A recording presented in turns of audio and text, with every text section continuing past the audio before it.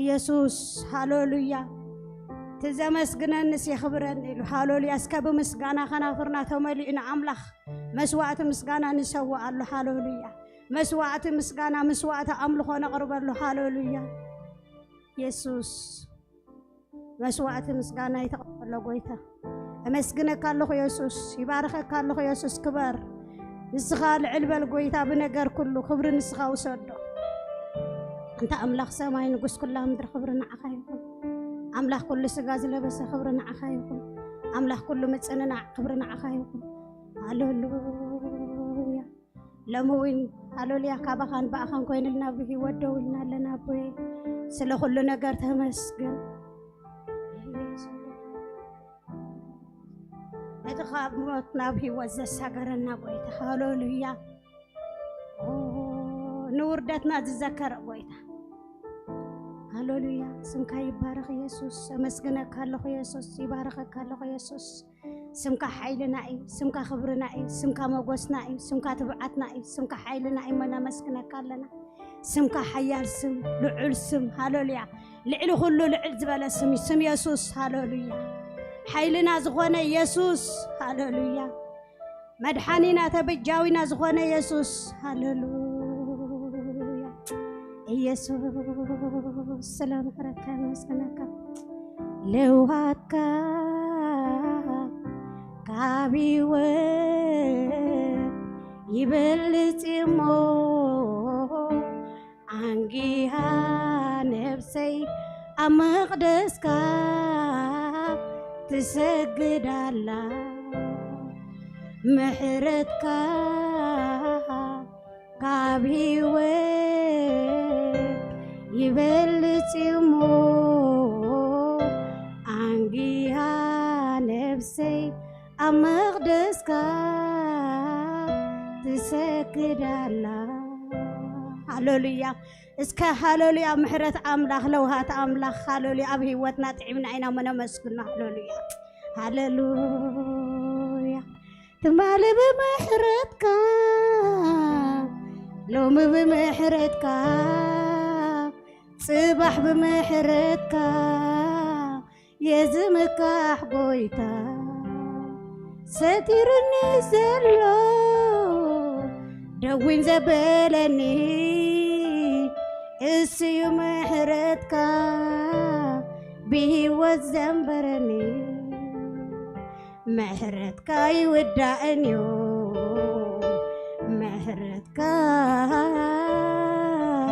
محرتك يودعني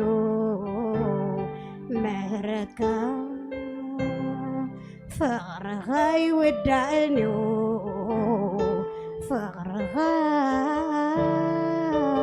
فقرها يودعني فقرها هاللويا كفقر زتلا على كم محرت زتلا على لوموين هاللويا حيلو خلق قام أكلنا كبر خلق قام أكلنا هاللويا تجو خلق قام أكلنا هاللويا زابير بحيلون بقالون عم أكلنا خلق هاللويا زابير نقالو زتجه أملاخ هاللويا خم قال كم أكلنا ترخب نبرله هلا ونتك عم أكلنا كم محرتك زتلا على كبرها عم أكلنا لقى قويته هاللويا بزي بقى منهم عين جبرن قويته لو مجناتك حيل نتصبر لنا نتك خالنت نتصبر لنا يسوس حيل خاين قسا قسا ما أكلنا هلا ونتك عم أكلنا قويته هاللويا منفس قدوس هاللويا نسخة ما أكلنا تمالالس نبرله كم محرتك زتلا على لموين عم أكلنا تمالالس هلا ونتك عم أكلنا يزنبك زي أبيهر هاللويا منفس أملاح كاس قبل علم عمق يزن بنبريله منفس أملاح لو قبل علم نفس وقفنا كزن بهاللويا منفس زابير قبل علم نفس وقفنا خمالالس هاللويا زابير منفس قدس السزق النع منفس هاللويا أبحق زمالالس منفس ززنن منفس زبرتع منفس بحاقوس زمالالس منفس بسلام زمالالس منفس هاللويا بعرفت زمالالس منفس هاللويا قبل علنا يلقى قلومي لونت كاين كاساقس منفس قدوس هاللويا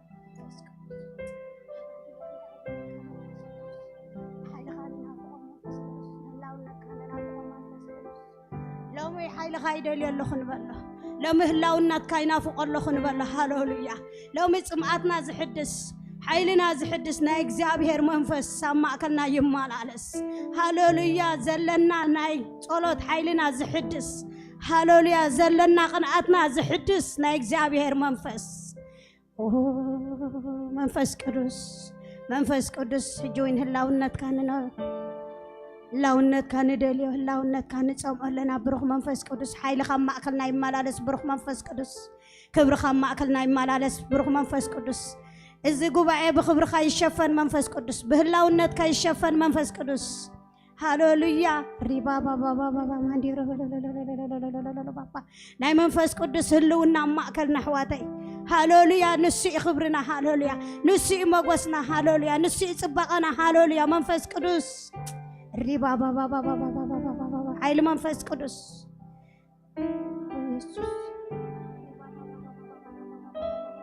اتزقنع ناي منفس قدس حيله هالوليا اوشتنا رتع زقبر ناي منفس قدس حيله هالوليا نوشتنا زقنع ناي منفس قدس حيله ابتوشت سبنا زبرتع ناي منفس قدس حيله ابتوشت سبنا زلوت ناي منفس قدس حيله هالوليا منفس قدس نوشتنا بمنفسك انقق حيو زنقح منفس زبرابر منفس فنحنح زبل منفس هالوليا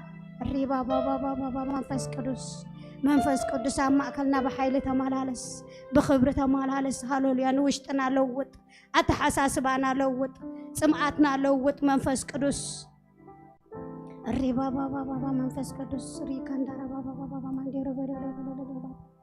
منفس قدس ندلي كلنا نلبيك تقنعو نلبينا قناين سمعتك تقنعو منفس قدس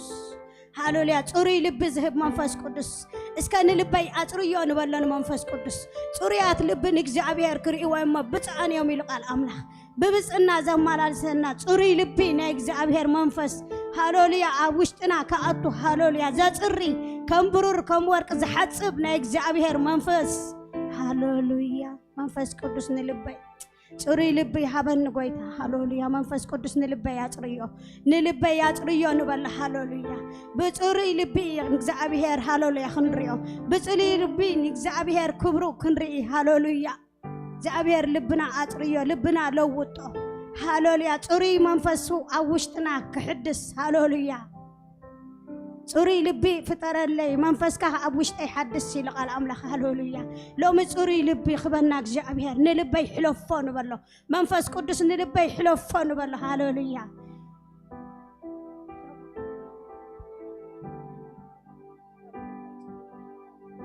نسخات خبروا للب خون لبي هالوليا نسخات خبروا له خون لبنا صريو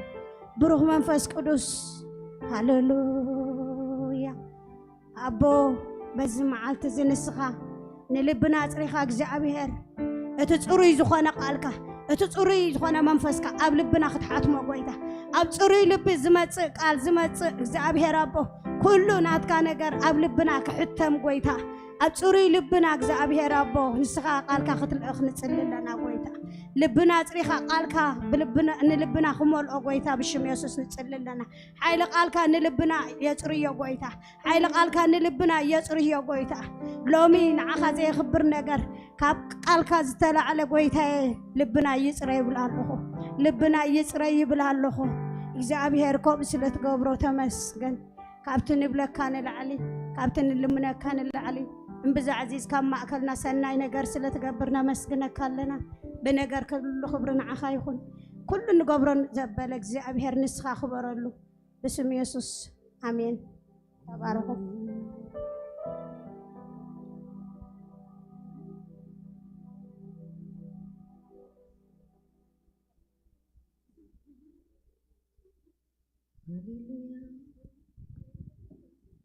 اتأملخت انتي منبري خاي اتنزل على ما ينقلات صمدما ابتحت أبنما نتسألعي كاب قدمي خاصوغوغو أطفئ دما بله إسرائيل بهدأتي نبر اتبينو زلو إلى يعقوب أمدر سرناين ويمو سماي دما أوليا ترتب وإسرائيل بتوئها بكزي أبير زلحان حزب النبي خمخا والتحقسكا نسو دما سيفي حبنكاي تسألعت خاق بزيو نسخا دما أبلأ لبراخ أمسي خايلو هاليلويا هاليلويا أمين بجزي أبير زد حمكم هزب من يخمخهم هاليلويا اجزي أبير والتاهم يو هاليلويا اجزي أبير سيف حبنكم يو هاليلويا أمين اسكي كلنا خبزلنا يو نجزي أبير تسينا خنم خوينا أملاخ والتاي سلازخونكا تأجعي سلازخونكا منبري سلازخونكا أبرخت تراي سلتملالسني تمسكن اسكبلو هاليلويا بأخا بحبلن اللو بلو هاليلويا بأخا يحقو سالخو بلو هاليلويا بوتاي أبلع لسلز قبركا يو هاليلويا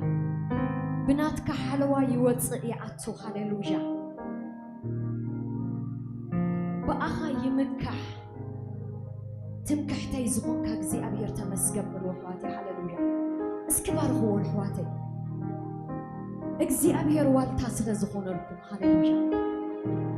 اكزي أبير تسأق سلزخون لكم هاليلويا تمسكن بلو اكزي أبير كبري دللو خبخاتكم حواتي اكزي أبير أملخو يدللو هاليلويا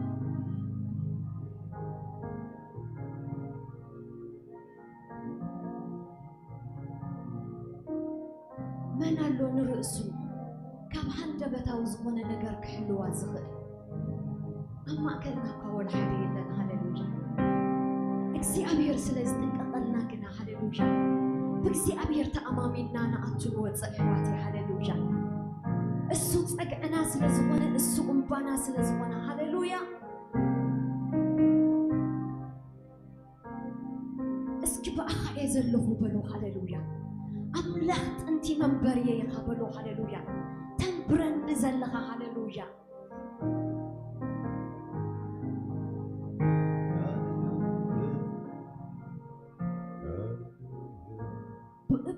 بقدخا بسبح قدسكا هاليلويا انداتسكا بكا تنبرن نازلوها كزي أبير تمسكن كاب تفلفالي زغونا إلخا كزي أبير ننبسنا بوس لتهدأ زلها هاليلويا تمسكن يسوس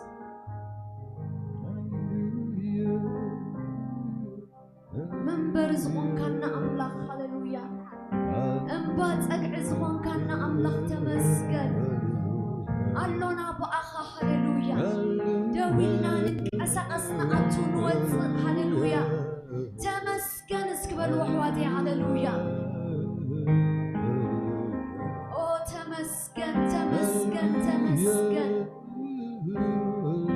تبارك بلو هاليلويا باركوا وحواتي هاليلويا أبزي قبأكم بوتا اندنبر هاليلويا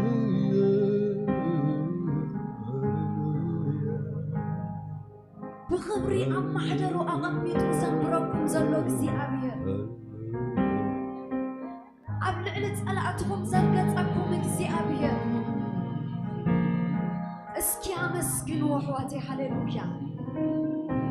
بارخ وحواتي هاليلويا يقبؤوا سلزغونا أمين يقبؤوا سلزغونا هاليلويا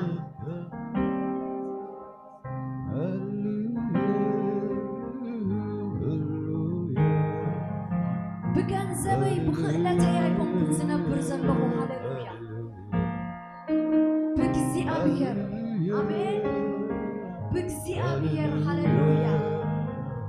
بكزي أبير منبر الله هاليلويا منبر يا إكزي أبير تمسكن عتا تصنع إكزي أبير تمسكن عتا محلقة زي تغير إكزي أبير تمسكن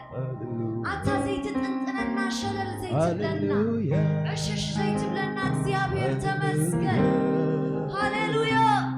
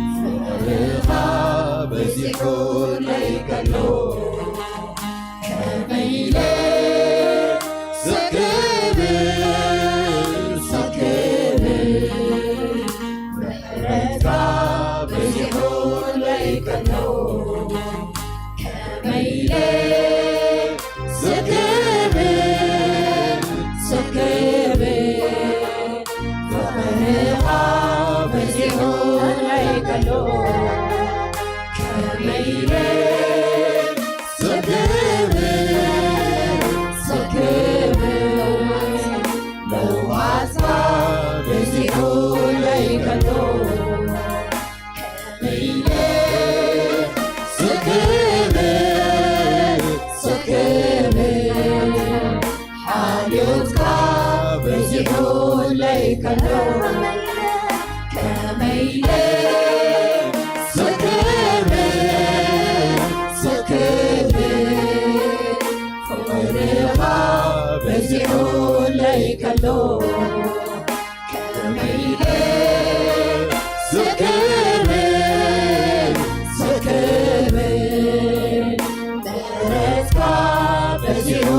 ላይ ከሎ ከመይለ ስክብ ስክብ ፍቅርኻ በዚሑ ላይ ከሎ ከመይለ ስክብ ስክብ ምሕረትካ በዚሑ ላይ ከሎ ኣይክድን ከይፀዋዕክዎ ክውዕል ሂወተይ ለዊጥዎዩ ከመይለ የሞ ስክብ ፍቅርሎ ውሽጠይ ዘቃፅል ፍቅርሎ ውሽጠይ ዘቃፅል ካልእ ምኽንያት እኮ የብለይ ፍቅርሎ ውሽጠይ ዘቃፅል ካልእ ምኽንያት እኮ የብለይ ከመይለ ስክብ ስክብ ፍቅርኻ በዚሑ ላይ ከሎ ከመይለ ስክብ ስክብ ምሕረትካ በዚሑ ላይ ከሎ ኣይክድን ከይፀዋዕክዎ ክውዕል ሂወተይ ለዊጥዎዩ ከመይለ የሞ ስክብ ፍቅርሎ ውሽጠይ ዘቃፅል ፍቅርሎ ውሽጠይ ዘቃፅል ካልእ ምኽንያት እኮ የብለይ ፍቅርሎ ውሽጠይ ዘቃፅል ካልእ ምኽንያት እኮ የብለይ ፍቅርሎ ውሽጠይ ዘቃፅል ካልእ ምኽንያት እኮ የብለይ ከመይለ ስክብ ስክብ ፍቅርኻ በዚሑ ላይ ከሎ ከመይለ ስክብ ስክብ ምሕረትካ በዚሑ ላይ ከሎ ከመይለ ስክብ ስክብ ፍቅርኻ በዚሑ ላይ ከሎ ከመይለ ስክብ ስክብ ምሕረትካ በዚሑ ላይ ከሎ ኣይክድን ከይፀዋዕክዎ ክውዕል ሂወተይ ለዊጥዎዩ ከመይለ የሞ ስክብ ፍቅርሎ ውሽጠይ ዘቃፅል ፍቅርሎ ውሽጠይ ዘቃፅል ካልእ ምኽንያት እኮ የብለይ ፍቅርሎ ውሽጠይ ዘቃፅል ካልእ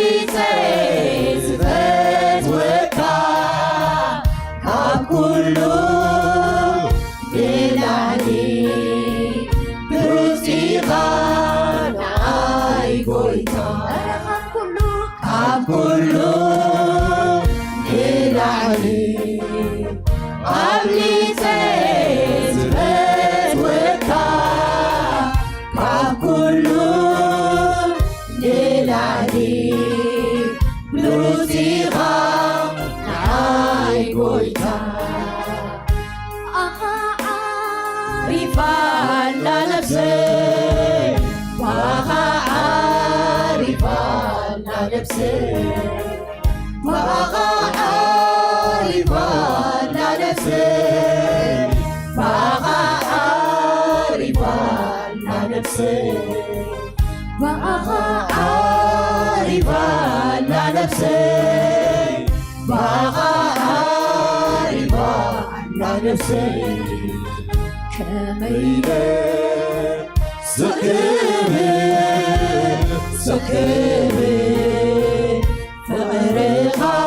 بزيحون ليكلو كميلة سكبي سكبي مهرتك بزيحون ليكلو كميلة كميلة سكبي سكبي فرها بزيحون ليكلو عيكن كي تواك كوعين هيواتي نويت وايو كميلة يمو سكبي فرلا وشتاي زكاتي فرلا وشتاي زكاتي كالب مخرياتي كويا بالليل فرلا وشتاي زكاتي كالب مخرياتي كويا بالليل كاب كله للعلي عمي تزفت وكا كاب كله للعلي بلوتيخا نعاي قويتا كاب كله للعلي عمي تزفت وكا كاب كله بلوزيها نعاي قويتا بقى عارفة لنفسي بقى عارفة لنفسي بقى عارفة لنفسي بقى عارفة لنفسي لني መልካም በማድረግ የታወቀው መልካም በማድረግ የታወቀው ለኔ መልካም በማሰብ የታወቀው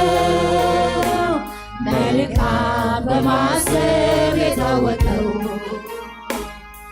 ለኔ መልካም በማድረግ የታወቀው መልካም በማድረግ የታወቀው ለኔ መልካም በማሰብ የታወቀው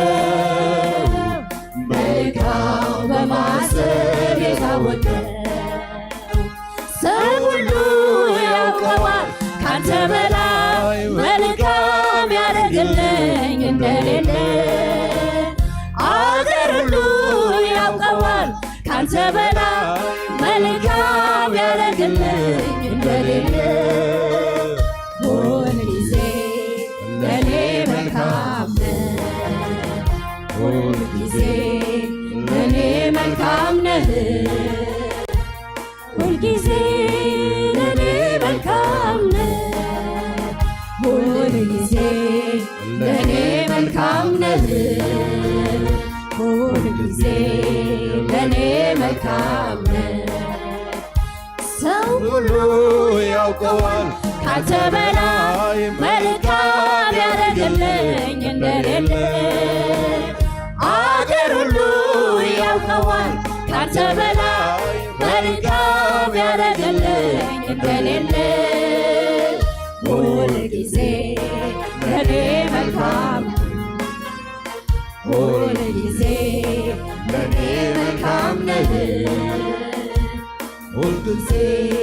ለኔ መልካም ነህ ጊዜ ለኔ መልካም ነህ ጊዜ ለኔ መልካም ነህ ጠገቤ ነህ ጌታ ጠገቤ ዘልቀ ገብተሃል ከውስጥ ከልቤ ይታወቀኛል ሁሌ አብሮነት ሰላም ተሰማኝ በመገኘት አጠገቤ ነህ ጌታ አጠገቤ ዘልቀ ገብተሃል ከውስጥ ከልቤ ይታወቀኛል ሁሌ አብሮነት ሰላም ተሰማኝ በመገኘት ሁሉ ሰላም ሁሉ ሰላም ሰላም ነው ሁሉ ሰላም ነው ሁሉ ሰላም ሰላም ነው አጠገቤ ነህ ጌታ አጠገቤ ዘልቀ ገብተሃል ከውስጥ ከልቤ ይታወቀኛል ሁሌ አብሮነት ሰላም ተሰማኝ በመገኘት ሁሉ ሰላም ሁሉ ሰላም ሰላም ነው ሁሉ ሰላም ነው ሁሉ ሰላም ሰላም ነው አጠገቤ ነህ ጌታ አጠገቤ ዘልቀ ገብተሃል ከውስጥ ከልቤ ይታወቀኛል ሁሌ አብሮነት ሰላም ተሰማኝ በመገኘት ሁሉ ሰላም ነው ሁሉ ሰላም ሰላም ነው ሁሉ ሰላም ነው ሁሉ ሰላም ሰላም ነው ሁሉ ሰላም ነው ሁሉ ሰላም ሰላም ነው ሃሌሉያ ለውዳሴ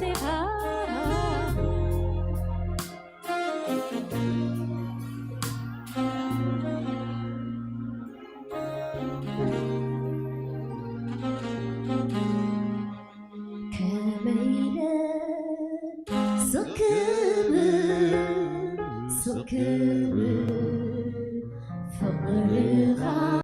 በዚሑ ላይ ከሎ ከመይለ ስክብን ምህረትካ በዚሑ ላይ ከሎ ከመይለ ስክብን ፍቅርኻ በዚሑ ላይ ከሎ ከመይለ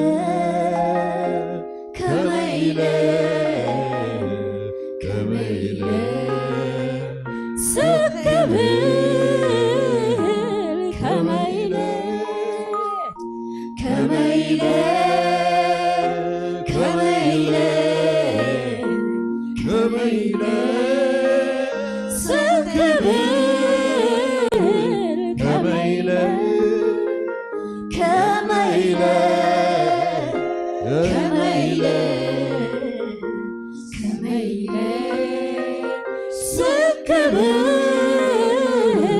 ከመይለ ንውዳሴኻ ሓሪኻኒ ንኽብርኻ መሪፅካኒ ጎይታ ኢየሱሰይ መኪኑኒ ትፍቅረኻ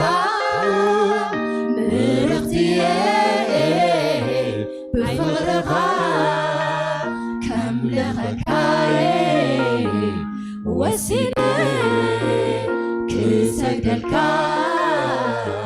فكبيلي طلعوا جنا يقربلك كتقبلوا بعيلك كميلي كميلي كميلي سكبل كميلي كميلي كميلي كميلي سكبل كميلي نودع سيخا حريقاني نخبرخا دوفيكاني ويتا يسوسي مكيروني تفرخا مرختي بفرخا كم لغكاي وسيلي كسجدلك فكبيلي طعم جنا يقربلك كتكبلو باهلك كميلي كميلي كميلي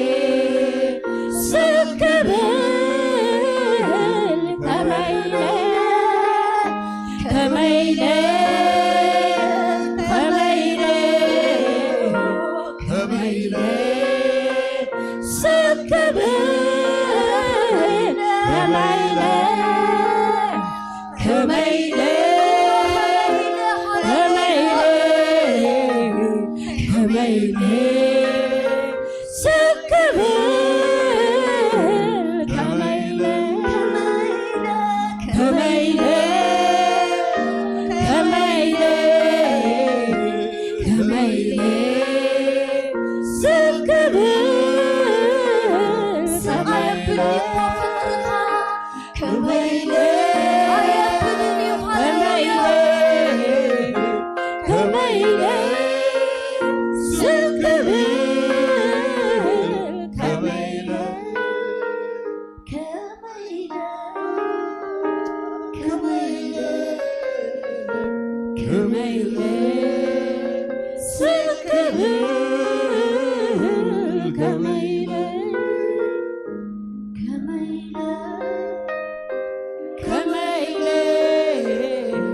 كميلي سكبل كميلي نودع سيخا حريقاني نخبرخا مريزكاني ويتا يسوسي مكيروني تفرخا مرختي بفرخا كم لغكاي وسيلي كسجدلك فكبيلي طعم جنا يقربلك كتكبلو بعيلك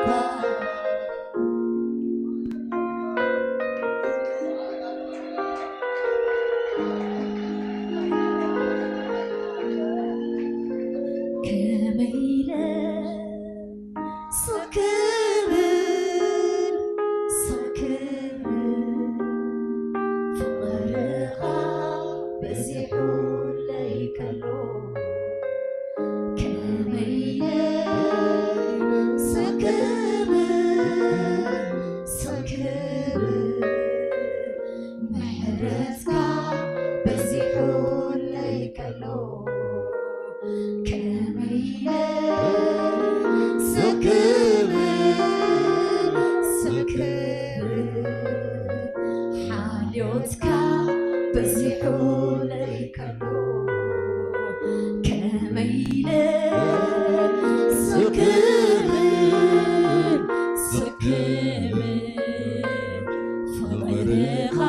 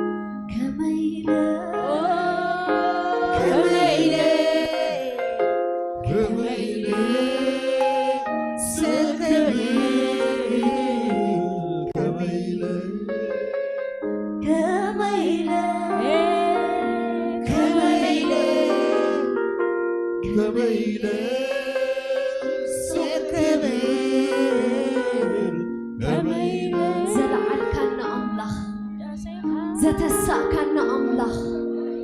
كودكتنا بكبرت هاليلويا كبحسور نبرا نبكور نبرا እግዚአብሔር بعد وعلتي هاليلويا كميل سقبل كميلنا سقنبل حواتي هاليلويا صدقي ألبسو هاليلويا قدسنا ألبسو حصيبو أصريو هاليلويا كميلنا سقنبل حواتي كميلة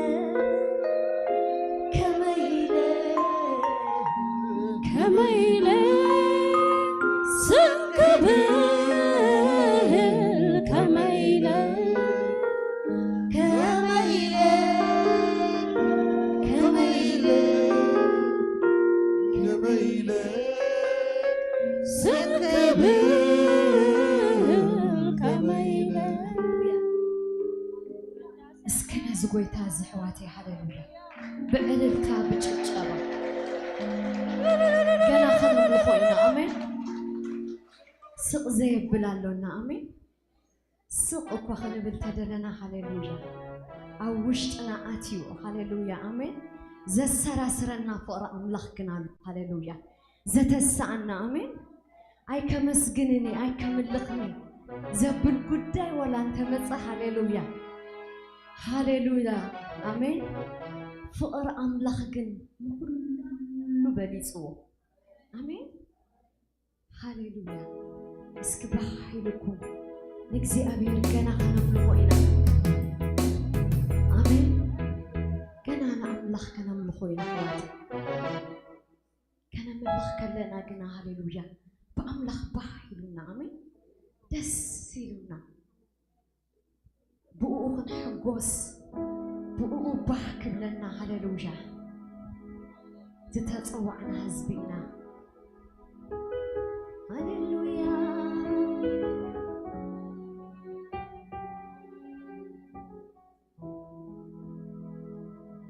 أملاخ كم زي باللي نمنتاي حزن جنكات نمنتاي حزن جنكات نمنتاي أملاك زي باللي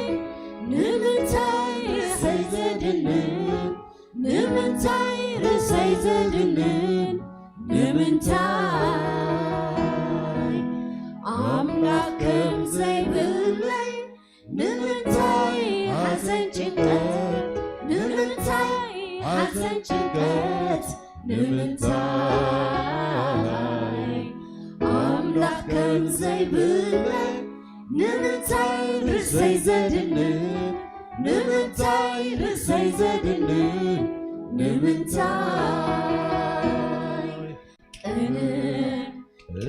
قنع كبلي قنع كبلي حكوس كبلي حكوس كبلي حكوس كبلي بقويتا حكوس كبلي حكوس كبلي بقويتا حكوس كبلي عي قدلن مسكاناي عي قدلن مسكاناي عي قدلن مسكاناي عي قدلن مسكاناي كبسحوي مسكاناي كبسحوي مسكاناي كبسحو إيه مسكانا كبسحو إيه مسكانا أبتبريخ عي قدلن مسكانا أبتعميخ عي قدلن مسكانا أبتبرخان عي قدلن مسكانا أبتتصلمات عي قدلن مسكانا عي قدلن مسكانا عي قدلن مسكانا عي قدلن مسكانا عي قدلن مسكانا كبسحو إيه مسكانا كبسحو إيه مسكانا كبسحو إيه مسكانا كبسحو إيه مسكانا كمل كزمر كودس كجمر كله انسبي دبوعات عالعلو يسعرم ثلاثي كمل كزمر كودس كجمر كله انسبي بتزدمر حيلو يودق مقوحي عي قدلن أملخوي عي قدلن أملخوي عي قدلن أملخوي عي قدلن أملخوي كبسحو إيه أملخوي كبسحو إيه أملخوي كبسحو إيه أملخوي كبسحو إيه أملخوي مومت نقراتي النار عخوبة نمان فتيمة فتيمة يدكرني نعم لاغي كبرنا هاكو نمان كبرتني نعم لاغي كبرنا هاكو نمان كبرتني نعم لاغي كبرنا هاكو نمان كبرتني نعم لاغي كبرنا هاكو نمان كبرتني اسكعل انتهم يدبق هاليلويا ابهم هاليلويا هاليلويا سي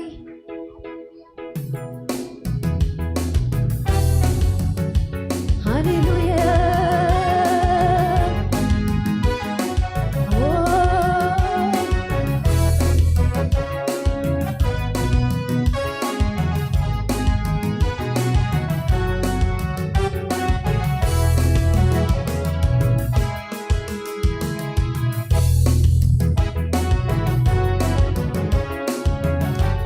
أبيالو ጭብጨባኹም ሃሌሉያ ንዑ ኢና ነምልኽ ኣሜን ንእግዚአብሔር ሃሌሉያ ሃሌሉያ እስኪ ብዕልልታ ሃሌሉያ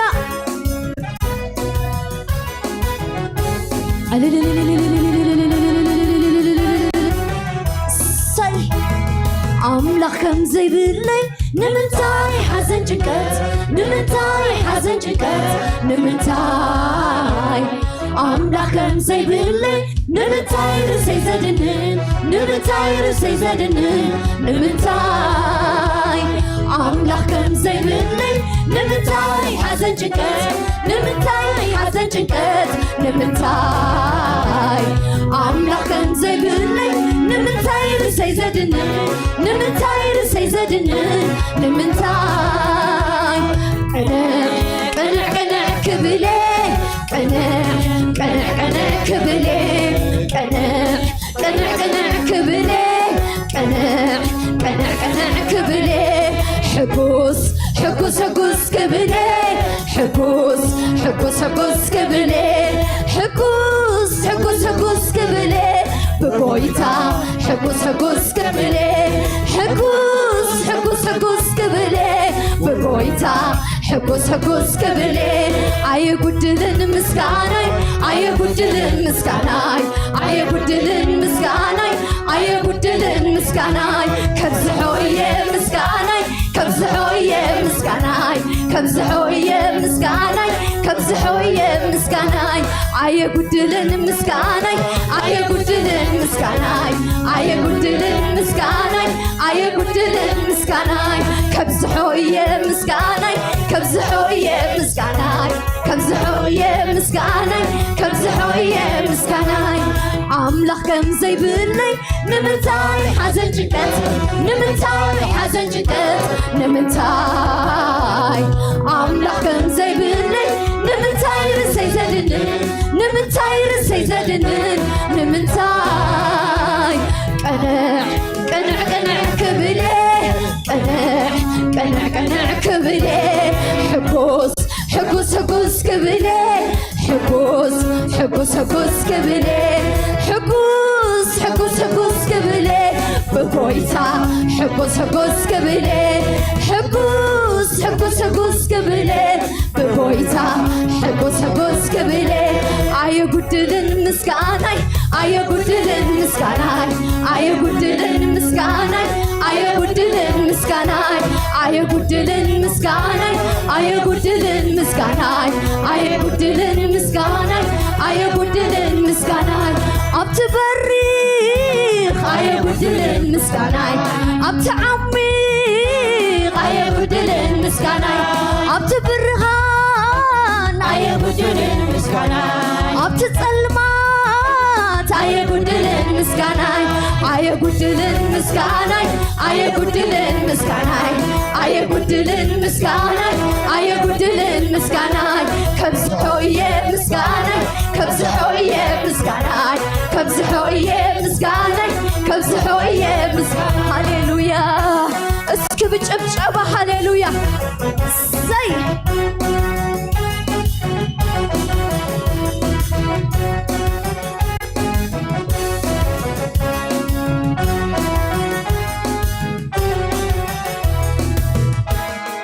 عسي بزعين قفلا عسي عريت منقدي عسي مريح كان نديرخا عسي يسوس خويتا خبري عسي بحقوسي وطي عسي بالسلام يسد عسي يمنخك لهم عسي أبرخت خوين عسي عسي عسي عسي عسي عسي عسي عسي عسي عسي عسي بزعين قفلا عسي عريت منقدي عسي مريح كان نديرخا عسي يسوس خويتا خبري عسي وحقوسي وانطي عسي بالسلام يسن عسي يمنخك لخو عسي أبرخت خوين عسي عسي عسي عسي عسي عسي عسي عسي عسي عسي عسي بزعين قفلا عسي عريت منقدي عسي مريح كان نديرخا عسي يسوس خويتا خبري عسي وحقوسي وانطي عسي بالسلام يسن عسي يمنخك لخو عسي أبرخت خوين عسي عسي عسي عسي عسي عسي عسي عسي عسي عسي كنت بزح مركز معرفة للبي معها يحقوس علو كنت بزح مركز معرفة للبي معها يحقوس علو يحقوس علو معها يحقوس علو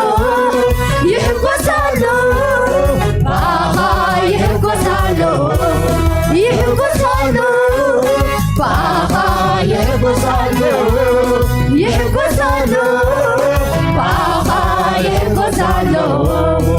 عسي بزعين قبلا عسي عريت منقدي عسي مريح كان نديرخا عسي يسوس خويتا خبري عسي وحقوسي وانطي عسي بالسلام يسن عسي يمرك لخو عسي أبرخت خوين عسي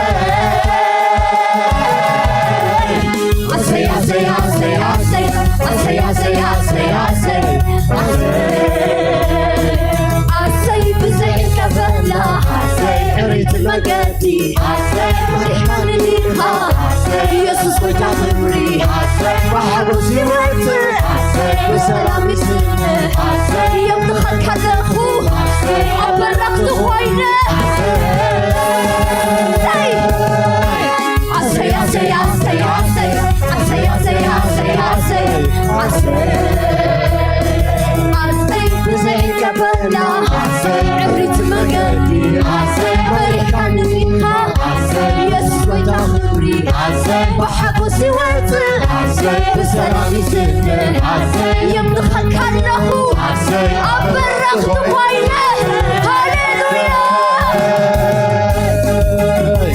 عسي عسي عسي عسي عسي عسي عسي عسي عسي علنتا علنتا علنتا علنتا هاليلويا سوي علي يهنو ايانا سيورا ينيقن تانو يلوم وكويا سوي علي يهنو ايانا سيورا ينيقن تانو يلوم وكويا سوي علي يهنو ايانا سيورا ينيقن تانو يلوم وكويا يالي يتانو يالي يالي يتانو يالي يالي السورو يالي يالي السورو يالي سو يالي يهينو يالي سورا يهيكن يتانو يلوم وكويا سو يالي قزينو يالي سورا يهيكن يتانو يلوم وكويا يالي يالي يالي يالي اسمونه يالي يالي اسمونه يالي يالي اسمونه يالي يالي اسمونه سلازي هاليلويا حبوس حبوس حبوس كبيرة حبوس حبوس حبوس كبيرة حبوس حبوس حبوس كبيرة حبوس حبوس حبوس كبيرة حبوس حبوس حبوس كبيرة بويتا حبوس حبوس كبيرة حبوس حبوس حبوس كبيرة بويتا حبوس حبوس كبيرة لبي حبوس مليو لبي حبوس مليو لبي بس يسوس زين لبي حبوس مليو عسى لبي حبوس مليو لبي حبوس مليو لبي بس يسوس زين لبي حبوس مليو عسى الزمنات الجزء سيد وتكا هياويها هياويها هياويها يسوس هياويها هياويها هياويها يسوس زمنات الجزء سيد وتكا هياويها هياويها هياويها يسوس هياويها هياويها هياويها يسوس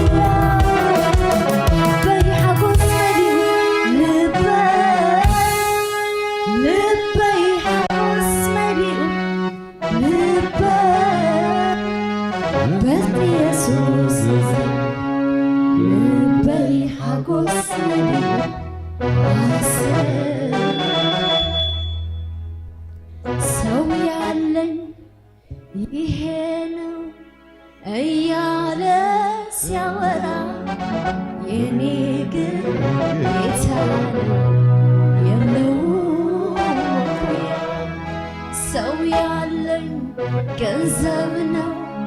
እያለ ሲያወራ የኔ ግን ጌታ የለውም መኩሪያ ያለኝ ጌታ ነው ያለኝ ጌታ ነው ያለኝ እሱ ነው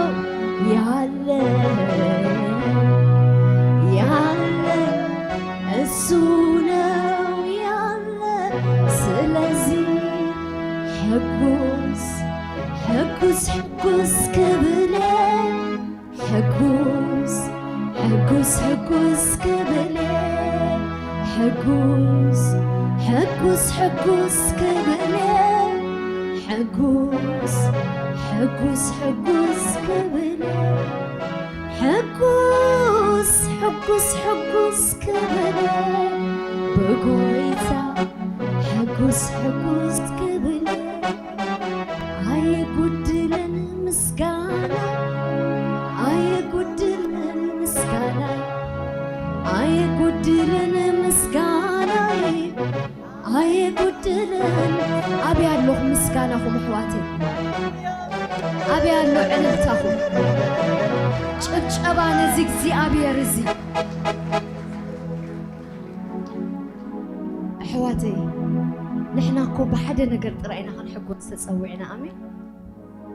بخالا يتزحفلنا نحقو سهلو نقر حدا نقر رأي السوخة أماني قويتا بقويتا رأي حق السهلو هاليلويا سلازيو قال أملاخ بقويتا كل جزي تحقو سوزبلنا أمين مخنياتو أب نقرات تقيرنا يحقوسنا حدا جزي نحقوس حدا جزي خا نقوهي مالتي قوسنا أتصالنا تكهلو وقنا هاليلويا انت يتباهلنا بقويتا أمين بقويتا بزلكات حستو أيكونن أمين بزلن نقر أيكونن هاليلويا بقويتا اسكوهم أبلو بقويتا حقوس يبلو أملخت أنت من بريس لزغونة بلو هاليلويا زنبرني زأتوني زوت عنسو سلزغونة بو حقوس يسكبولو هاليلويا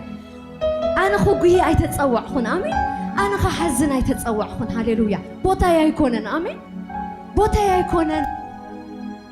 ناتي بوتا أبني حقوس بوتا آمين كل جزء بجزء أبيرك حقوسي اسكوهم وبلواني رأسهم آمين حقوس جزء أبير نلبهم يملا أيوه بشم يسوس كريستوس أما أكلنا حدوكوا حزونا يا هالو هاليلويا بابو يتحبن هاليلويا بتجزي أبير زجبر له نجار يتحقوس هاليلويا هاليلويا أي قدلن مسكانة أي قدلن مسكانة أي قدلن مسكانة أي قدلن مليء الله ينديو هاليلويا كبزحو إيه مسكانة كبزحو إيه مسكانة كبزحو إيه مسكانة كبزحو إيه مسكانة أبتبريخ أي قدلن مسكانة أبتعميخ أي قدلن مسكانة أبتبرخان أي قدلن مسكانة أبتتألمات أي قدلن مسكانة أي قدلن مسكانة اسك زمرو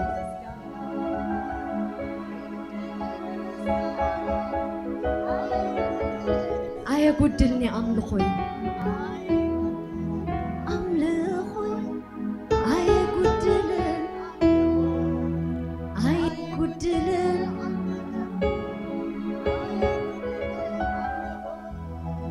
كمسكن كزمر كالخو شطن أبد بابا ماي كم بتسنم طلاتي مستير عاوتي ازيو اتقداماي مسكرك وقدام قلل بلو صلاتي كاب سورياي كل ما جنغتي كمسكن كملخ كالخو شطي أبد بابا ماي كم بتسنم صلاتي مثل عاوتي ازيو اتقداماي قلل بلوت صلاتي كابزوراي كلهم نجنقتي مستير عوتي ازيو اتقداماي مسكبرك وقدام قلل بلوت صلاتي كابزوراي كلهم نجنقتي وريتك زابيرو لبي زخبدو وعلتك زابيرو لبي زخبدو كم زتبل كودي كما إلا يزقلتو كم زتبل كودي كما إلا يزقلتو انت زمر كودي كما إلا يزقلتو انت زمر كودي كما إلا يزقلتو هاليلويا ويتاي بارك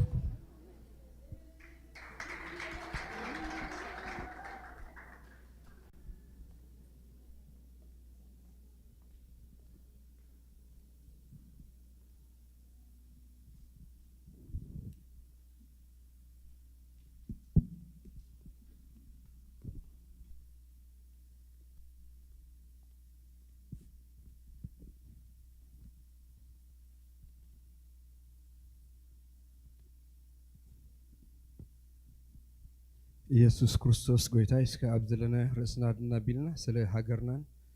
ስለ ምድርናን ጋር ክንጽልያ እስከ ንጎይታ እንዳኣመናዮ እግዚአብሔር ንቃሉ እሙኩም ዝኾነ እግዚአብሔር ኣብ ልዕሊ ኤርትራ ምንም ተንኮል ምንም ክፋኣት ከም ዘይብሉ እንዳተረዳና እስከ ሓንሳን እግዚአብሔር እስከ ኣብ ቅድሚ እግዚአብሔር እስከ ንቕረብ ጎይታ ንእመነካ ኣለና እግዚአብሔር ኣቦ እግዚአብሔር ንተስፋኻ ንኣምኖ ኣለና እግዚአብሔር ንቃልካ ንኣምሎ እግዚአብሔር ባህር አምሎ እግዚአብሔር አቦ ኖ እግዚአብሔር ኣብ ኤርትራ ምንም ናይ ክፉ አጀንዳ ናይ ተንኮል አጀንዳ ናይ ሞት አጀንዳ ናይ ጥፋት አጀንዳ ስለዘይብልካ እግዚአብሔር አቦ ነመስግነካ ኣለና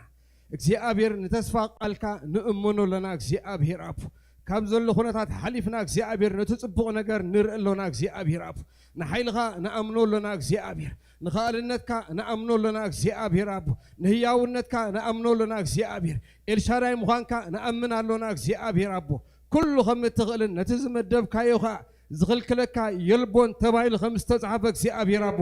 ኣብ ኤርትራ እግዚአብሔር ኣብቲ ዝመደብካዮ ግዜ ጽቡቕ ክትገብር መደብካ ክትገብር እግዚአብሔር ከልካል ስለዘይብልካ ነመስግነካ ኣለና ስለ ኩሉ ነገር ተመስገን ብሽም ኢየሱስ ክርስቶስ አሜን ኢየሱስ ክርስቶስ ጎይታ እዩ ናይ እግዚአብሔር ቃል ክዛረብ ከሎ እንታይ ኢሉ ንተኽሊ ወይነሲ ሓለፋቲ ዝገበር ኩሉስ እንታይ ኮን ምስተገብረሉ ኢየሱስ ክርስቶስ ጎይታ እስኪ ንጣኻ ዘሎ ዘይተገብረልካ ነገር የለን ቦሎ እስኪ ንጣኻ ዘሎ ኢየሱስ ጎይታ ንተኽሊ ወይነይ ሓለፋቲ ኣነ ዝገበር ኩሉስ ዘይተገብረሉ ነገር እንታይ ያለው ኢልና እግዚአብሔር ቃል ክዛረብ ከሎ حوي حفتي يسوع كريستوس قويتا إيو اسك حار نجار كنجركم تردو نايز عدي قدامي منستر نابز ختما أنت زمت بصراحة يزمت ولا نخونت نجار يزمت بعيي مو أملاخنا كوي كاب سماي أملاخنتو كم مزع كيرآية نابز مدرزي سلو قدايكا وريدو أمونغونا تجنقو أحوات نطلقهم لبهم زوادق أحوات نطلقهم تسفى زقرزكم أحوات عند حرد اللهم قويتا يسوع كريستوس سليهم هاب سمايات وريدو دم رهاز أنت أبتيبو نجر كله خفيل وي سلازي نزل قويتا اسك خبرس كابو هاليلويا وقات إنكاتكم تغفيلي كل نجر تغفيلي عم مسكل كل نجر تفسمه إذا صحفزي صحف تقول قالي زي ودق زي حلف قال يسوع كريستوس قويتاي اسكان እግዚአብሔር ረጊም ክንክብር ሃቦ ሃሌሉያ ኢየሱስ قويتاي እንቋ ብደሓንን ብሰላምን መጻኹም ሓደሽቲ ኣጋይሽ እንተለኹም ንምልክት ኢልኩም ኣርኢንሞ ሰላም ክንብለኩም ነጋይሽ ዝግባእ ቃብላ ክንገብረልኩም ኢየሱስ ኣጋይሽ እንተለኹም ቴንክ ዩ أجاش نتلقهم نجاش زقباك قبل هنقبرلكم نملك تيركم أرينهم سلام كنبلكم أجاش نتلقهم قد من أفكار حلافنا ኢየሱስ ክርስቶስ ጎይታይ ኩላትና ደቂ ገዛ እንድሕራ ኮይና እቲ ፕሮግራምና ከምቲ ልሙድ እዩ ረቡዕ ካብ ሰዓት 6 ክሳብ ሰዓት 8 ኣብዚ እንዳጸለዩ እንደገ ወፅኦም ዝምስክሩ ኣሕዋት ኣለዉ ኣብዚ ክትሓብሩ ትደልዩ እቲ ኣፍ ደገ ክፉት እዩ ከምኡውን ዓርቢ ካብ 13 ዓመት ንላዕሊ ደቅና ዘለዉ ንዓቶም ዝተዳለወ ናይ እንግሊዝኛ ፕሮግራም ስለ ዘሎ ኣብዚ ሰዓት እዚ ንደቅና ናብዚ ቦታ እዚ ንስደዶ ከምኡውን ቀዳም ካብ ሰዓት 5 ክሳብ ሰዓት 8 ፀንሕ ናይ ጸሎትን ናይ ቃል ኣምላኽን ግዜ ስለ ዘሎና ኣብዞም ኩላትና እንዳመፃና ንሕበር ከምኡውን ከምዚ ትሪእዎ ዘለኹም ሰንበት ናይ 3 እብረ ፕሮግራም ኣሎና እቲ ቀዳማይ እብረ ሰዓት 9 ዝጅምር እዩ እቲ ካልኣይ እብረኻ 11 ፈረቓን ዝጅምር እዩ እቲ ሳልሳይ ናይ መወዳእታን ንመንእስያት ዘተኮረ ኮይኑ ሰዓት 5 ዝጅምር እዩ ካልእ ፍሉይ መተንባታ ዘለና ባይብል ኮሌጅ ጠኒኤል ኮርስ ድራይቪን ባይ ኢተርኒቲ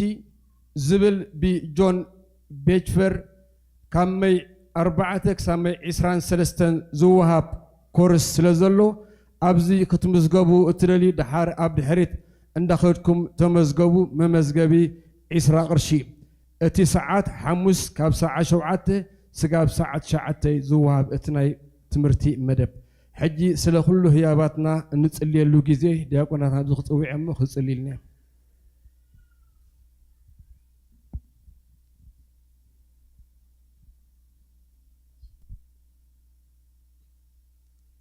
نصلي روح القدس يهون كونك أملاحنا نمسجنك لنا زيابير عبي خام وتمسكن زيابير سلام حرات كان مسجنك لنا حجد ما قويتين أملاحين سلتنا وطوعش كابت ذهب كان نهب فتاوك خون قويتا شو يسوع تصلي لهم كان سؤال كاذب له كابت زقبل ست زهيب زوارخ زبلك شو يسوع بتزوج أنا يا متى كنبارخ تصلي لهم قويتين أملاحين زرفة ساعتنا نجزينا كله نسخة تركبه بنجار كله سمك يبارك بشم يسوع آمين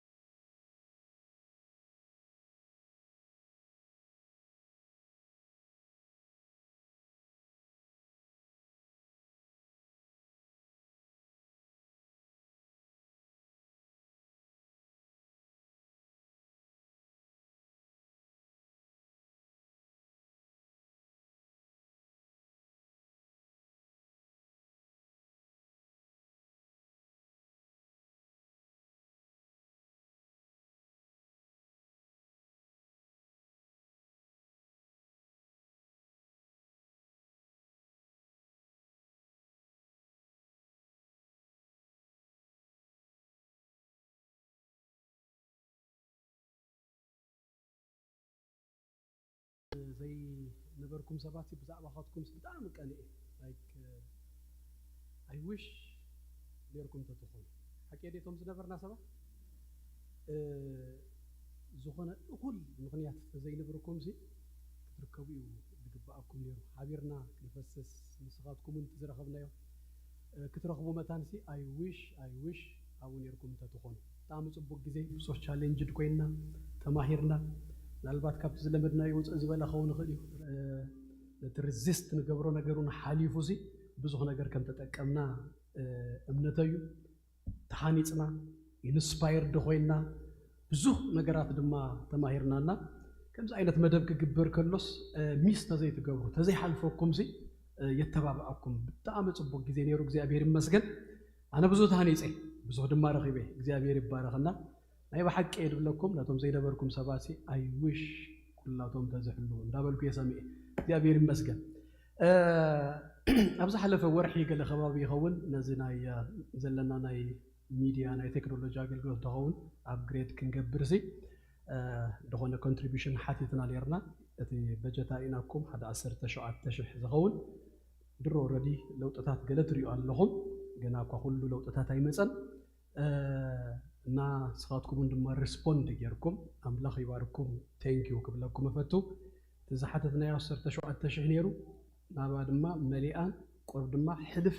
ኢላ ኣትያላ ማለት እዩ 18,225 ዶላር ናይ ካናዳ ናይ ዩኤስ ድማ 140 ብተወሳኺ ኣታዊ ኮይኑሎሞ ነቲ ዝሓተትናኩም ኣይሕፈርኩምና ከም ዘላ መሊእኹም እሞ እስኪ ንገዛእ ርስኹም እግዚአብሔር ይባርኩም ሓንሳ ኣጣቆላ እግዚአብሔር ይባረኽ ቴንክ ዩ ሶ ማች ላኸ ባርኩም ከምቲ ኤክሰል ንግንገብር ብሉፅ ነገር ንኽመፅሲ ዋጋ ይከፍል እዩ ዋጋ ንምኽፋል ድማ ኢድኩም ስለ ዘረጋሕኩም ቴንክ ዩ ብለኩም ከምኡውን ድማ ብገንዘብ ተዘርጊሕኩም ኢኹም ብኣካል ድማ ገዛእ ርስኹም ድማ ኣብዚ ኣገልግሎት ከተሳትፍዋ ነቲ ዘለና ነገር ክንመልእ ኣፀቢቕና ክንኣዮ መታንሲ ሰባት ንደሊና እሞ ምናልባት ከምዚ ዓይነት ድሌት ፀጋ ዘለኩም ሰባት ድማ ጆይን ክትገብሩ ነቲ ቲም ብፍቕሪ ንሓተኩም ንበረኸት ወይ ንዓወት ገለ ረኸብዎም እሞ ናብኡ ክትኣትዉ ኢንከሬጅ ይገብረኩም ይቕሬታ ኣብዚ ሓለፈ ክልተ ሰሙናት ድማ ናብ ኢትዮጵያ ገይሸ ነይረ ኣብዚ ቤተ ክርስቲያን ሓደ ፕሮጀክት ኣለና ጆሴፍ ፕሮጀክት ንብሎ እንታይ እዩ ዮሴፍ ንድሕሪት ምልስ ኢሉ ከም ዝገበረ እና ድማ ንድሕሪት ምልስ ኢልና ንኣሕዋትና ንድግፈሉ ንሪአሉ መደብ እዩ ካብቲ ትህብዎ ንኡ ተባሂሉ ዝወሃብ ዝተፈየ የለን ግን ካብቲ ኩሉ ንህቦ መባእና ይኹን ኣሽርና ገለስ 10% ናብ ከምዚ ዓይነት እዮ ክነውዕሎ ንፍትን ማለት እዩ ስለዚ ኣብ ዝሓለፈ ኤፕሪል ካብ 1 ክሳብ 15 ኣብ ኢትዮጵያ ኣብ ዝነበረኒ ምፅናሕ መጀመርያ ህብረት ኣሎ ኣብ ኢትዮጵያ ናይ ትግርኛ ናይ ኤርትራውያን ቤተ ክርስቲያናት ህብረት ሓደ 25 ኣብያተ ክርስቲያናት ዝሓዘ ዓብይ ሕብረት ኣሎ ቦርድ ኣለዎም ጽቡቕ ገይሮም እዮም ዝኣዩ ብዙሕ ሰብ ድማ ዘሎ ብዙሕ ቸርችታት እዩ ዘሎ ከም ትፈልጥዎ እና ነዚኦም ኣብያተ ክርስቲያናት ንመራሕቲ ዓመት ድማ ካብ ኣዲስ ኣበባ ውፅእ ኣቢሎም ናብ ደብረ ዘይት ትበሃል ሓንቲ ከተማ ኣላ ውፅእ ኢሎም ሲ ናይ ስልጠና ግዜ ይግበር እዩ ናይ እዚኣ ራእይ ናይ ፓስተር ኣቤል እዩ ንሕና ካብ ኣሜሪካ ካልኦት ኣገልግልቲ ኣለዉ ካብ ኢትዮጵያ ገለ ንሳተፍ ኣብኡ እቲ ብዋናነት ግን ንሱ እዩ ዝገብሮ እቲ ኩሉ ወፃኢታቱን በትናቱ ኣገልግሎት እዩ ዝግበር ንኩሎም ነዞም ዝበልክኹም ሕጂ ኣብዛ ዝሓለፈት 23 ካብ ዝኾኑ ኣብያተ ክርስቲያናት 63 ዝኾኑ መራሕቲ ናብ ደብረ ዘይት ተወሲዶም ማለት እዩ ኣብኡ ይምገቡ ኣብኡ ይሓድሩ ኣብኡ ድማ መዓልታዊ ድማ ንሰሙን ዝኽእክልሲ ትምህርቲ ንገብር ማለት እዩ እቲ ህብረቶምን ጽቢቑ ምሸት ሓቢሮም ካንፋየር ይግበር ይበልኡ ይሰትዩ ኣብኡ ይድቅሱ ካብቲ ዘሎ ናይ ኣገልግሎት ነገሩን ድማ ውፅእ ኢሎም ዓሪፎም ኣብ ትምህርቲ የድህቡ ማለት እዩ ስለዚ ከምኡ ዓይነት ነገራት ጌርና እንድሕር ቀፂልካያ እታ ፕሮጀክተር ምሳይ ኪብሮም ስለዚ ከም ዝበልክኹም 63 ሰባት ዝኾኑ ኣብኡ ትሬኒንግ ጌርና ኣብታ ትቕፅል ዘላ ሰሙን ናብ መቀለ ትግራይ ከይደ ነይረ ኣብኡ ገለ ስደተኛታት ኣሕዋትና ኣለዉ ኣብታ መቀለ ዝፀንሑኑ ሰባት ዝተፈላለየ ምኽንያታት ዝተኣከቡ እዮም ነቶም ሕብረት ከም ዝበልክኹም ምስ ነገርናዮም እንታይ ኣሎ ኣበይና ክንሕግዝ ፈሪ ሕጂ ኢሚድየት ኒድ ደልዮም እዚኦም እዮም ነዚኦም ሓግዝዎም ኢሎም እዮም ናብኡ መሪሖምና ስለዚ እዞም ኣብ መቀለ ዘለዉ ሰባት ሓደ እቲ ካምፕታት ክበታተን ከሎ ኩሉ ሰብ ናብ ኣዲስ ኣበባ ናብ ገለ ኸይድ ከሎ ኣብቲ ትግራይ ዝነበረ ካምፕታት እዚኦም ኣዝዮም ድኻታት መኸዲ ዘይብሎም ናብ ምንም ነገር መፀግእ ዘይብሎም ሰባት ኣብ ሓደ ቤት ትምህርቲ ዘማዕቆቡ እዮም ካልኣይ ግሩፕ ካብዚኦም ድማ እንታይ እዮም ኣብ መቀለ ኣብቲ ናይ ትግራይ ከተማታት ድሓን ዘለዉ ስራሕ ዝሰርሑ ዝነበሩ እቲ ኩነታት ምስ መፀግን ሕጂ ክሳብ ስራሕ ክሰርሑ ስለ ዘይከኣሉ ገዛ ርሶም ዘመሓድሩ ሰባት ዝነበሩ እዮም ስለዚ ምስቲ ኩነታት ክሰርሑ ዘይከኣሉ ሕጂ ኣብዛ ዝብለኩ ቦታ ኣማቂቦም ማለት እዩ ቶም ሳልሳይ ግሩፕ ድማ ሕጂ እውን ካብ ኤርትራ ሰብ ይመጽእ ኣሎ ስለዚ ዝመጹ ጽቂሎም መጽኦም ግን ድማ ኣብኣ ምስ በጽሑ ብድሕሪኡ መንገዲ የብሎምን ሰብ የብሎምን ድገብርዎ የብሎምን ኣብኣ ተታሒዞም ማለት እዩ ነዞም ኩሎም ድማ ኣምላኽ ይባርኮ ሓደ ኢትዮጵያዊ ትግራዋይ ቤት ትምህርቲ ኣለዎ ሪሊፍ ኦርጋናይዜሽን ዘለዎ ኣብቲ ቤት ትምህርቱ ኣብዩ ኣጽሊልዎም መንግስቲ ዩኤን ገለ ብዙሕ ዝፈልጦም ኣይኮኑ ስለዚ ብከምዚ ዓይነት ደገፋት እዮም ዝነብሩ ዘለው ኣዝዮም ክስታይ ዝኾኑ ሰባት እዮም ስለዚ ካብዚ ቤተ ክርስቲያን ገለ ሓገዝ ሂዝናሎም ኬድና ንነፍሲ ወከፎም ዝኸውን ኮቦርታ ከምኡን ድማ እኽሊ ዝተፈላለየ ነተን ኣዋልድ ድማ ክዳን ናይ ፅሬት ገለ ዝኸውን ነገራት ኩሉ ኣቢልናየ ሓደ ክልተ ሻንጣ ዝኸውን ድማ ተማሊኡ ነይረ ካብ ገለ ኣሕዋቱን ካብ ገዛ ርእስና እውን ድማ ወሲደ ክዳናት ገለ እውን ወሲኽና ይብናዮም ማለት እዩ ኣመንቲ ብዙሓት ኣይኮኑን ሓደ ሸሞንተ ገለ ዝኾኑ እዮም ዝተረፉ ግን ብጎይታውን ኣይኮኑን እና ቴንኪዩ ኢሎምኹም ኣለዉ ንፍሬል ቤተ ክርስቲያን ኣመስግነልና ቴንኪዩ ከምዚ የሕዋት ኣለውን ኣባ ብዛዕባና ዝሓስቡ ክንብል ጌርኩምና ኢኹም እሞ ቴንኪዩ ኢሎምኹም ኣለዉ ስለዚ ምስጋኖኦም ተቐበሉ እግዚአብሔር ይመስገን ክብረና ኣምላኽና ይኹን ብድሕሪኡ ንሽተይ እድል ረኺበ ነይረ ሓደ ኣርባዕተ ኣብ ዝኾኑ ቤተ ክርስቲያናት ድማ ንግሆን ምሸትን ገለ ዝኸውን ገለ ግዜ ድማ ኣብ ዊክ ዴይስ ኣብ ዓርቢ ገለ ኣገልግሎት ንኣርባዕተ ኣብያተ ክርስቲያናት ቪዚት ክገብር ድል ረኺበ ነይረ እግዚአብሔር ይመስገን ስለዚ ዝመስል እቲ መሃብኩም ተመንዚሩ ናብዚ ስለዝኾነ እቲ መኻድ ኩላትና እኳ እንተዘይክርና ግን ድማ ገንዘብኩም እቲ ዝሃብኩሞ መሃብሲ ከይዱስ በፂሁሎ እሞ ስለቲ ኩሉ መሃብኩም እሽርኩም መባእኹም እሙናት ኮይንኩም ኣብዚ ቤተ ክርስቲያን ስለተገልግልዎ ምግልጋል ስለቲ ኮሚትመንትኹም ደጊመ ቴንኪዩ ክብለኩም ይፈቱ ክብረና ኣምላኽና ይኹን ኢየሱስ ጎይታ እዩ ኢየሱስ ጎይታ እዩ ሕራይ ሕጂ ናብ ቃል እግዚአብሔር ክንሓልፍ ኢና 40 ደቂቃ ዝኸውን ኣለዋኒ ኣብዛ ሓፃር ግዜ ከም መቻቻየ ኣብታ ሰዓትና ክንፍትል ኣብዛ ሓለፈ ግዜ መዝሙር 23 ብድሕሪኡ ድማ መዝሙር 40 ሪና ነርና እዘን ክልተ መዝሙራት መዝሙር 23 መዝሙር 40 እግዚአብሔር ንኣና ዝገብረልና ነገር ዝዛረብ እዩ ቨሪ ኢንስፓይሬሽናል እዩ ስለዚ ብመንገዲ ስብከት ዓይነት ገይረ ኣቕሪበዮ ኣብዛ ሓለፈ ወርሒ ሪናየን ነርና ሎም መዓልቲ ሓንቲ ምዕራፍ كنمهار كنوسخينا كم مزمور داوود تقدمي تمزمور مزمور مئراف هذا زي أجن inspirational يكون تنزيئة instruction يا طبب يا تمهر هيوت أبزام مدرزيئة كتنبر كلها كما يكتنبر كم زجب أكاد ما بفتح أمتخون الطريقة مئرافيا سلزي لما قلت تصبق يركم كتكمون دهركوينكم كم بايبل ستدي أين تينا نجبرة نوتبوككم أوتو مصحف قدوسكم أوتو مزمور مئراف هذا هابيرنا كم بايبل ستدي أين تجرنا بب حدا خن رئينا بفلا دما تقدمي تخفلي بزرزر كندري أخن فتينا تخلي تخفل دما تقلل بزبالة من قدي كندري أينا مزمور مئراف هذا قدامي مصحف مزمور مئراف هذا حراي ندحراوص إنا كم تقول لك زي نقبرو نقبرك على أملاك كابزلنا يحاف كنبينا مو نتقال كنا نبدينا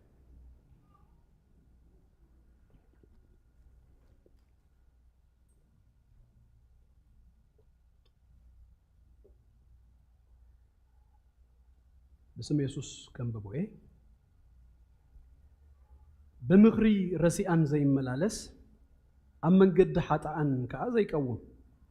أمن برملاقت تدمى زي كمت بهجج زي أبي رد أدف الصح تهجون ليتن ما ألتن زمر عمرو سبسي بسوي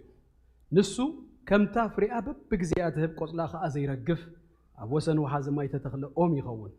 زجبرو كلون يسلطو وتوم رسيان كم تنفاس زبتنا بوك يا منبر كم زي يكونون نمن قد تصادق أنسي أجزاء فلتايو من قد رسيان جنا كتفي عمو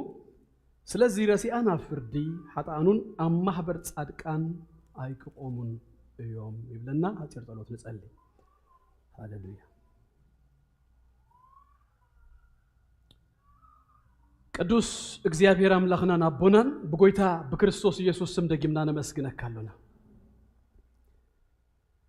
በዝረፍ ደዚ እግዚአብሔር አምላክና ክትዛረበና ክትምህረና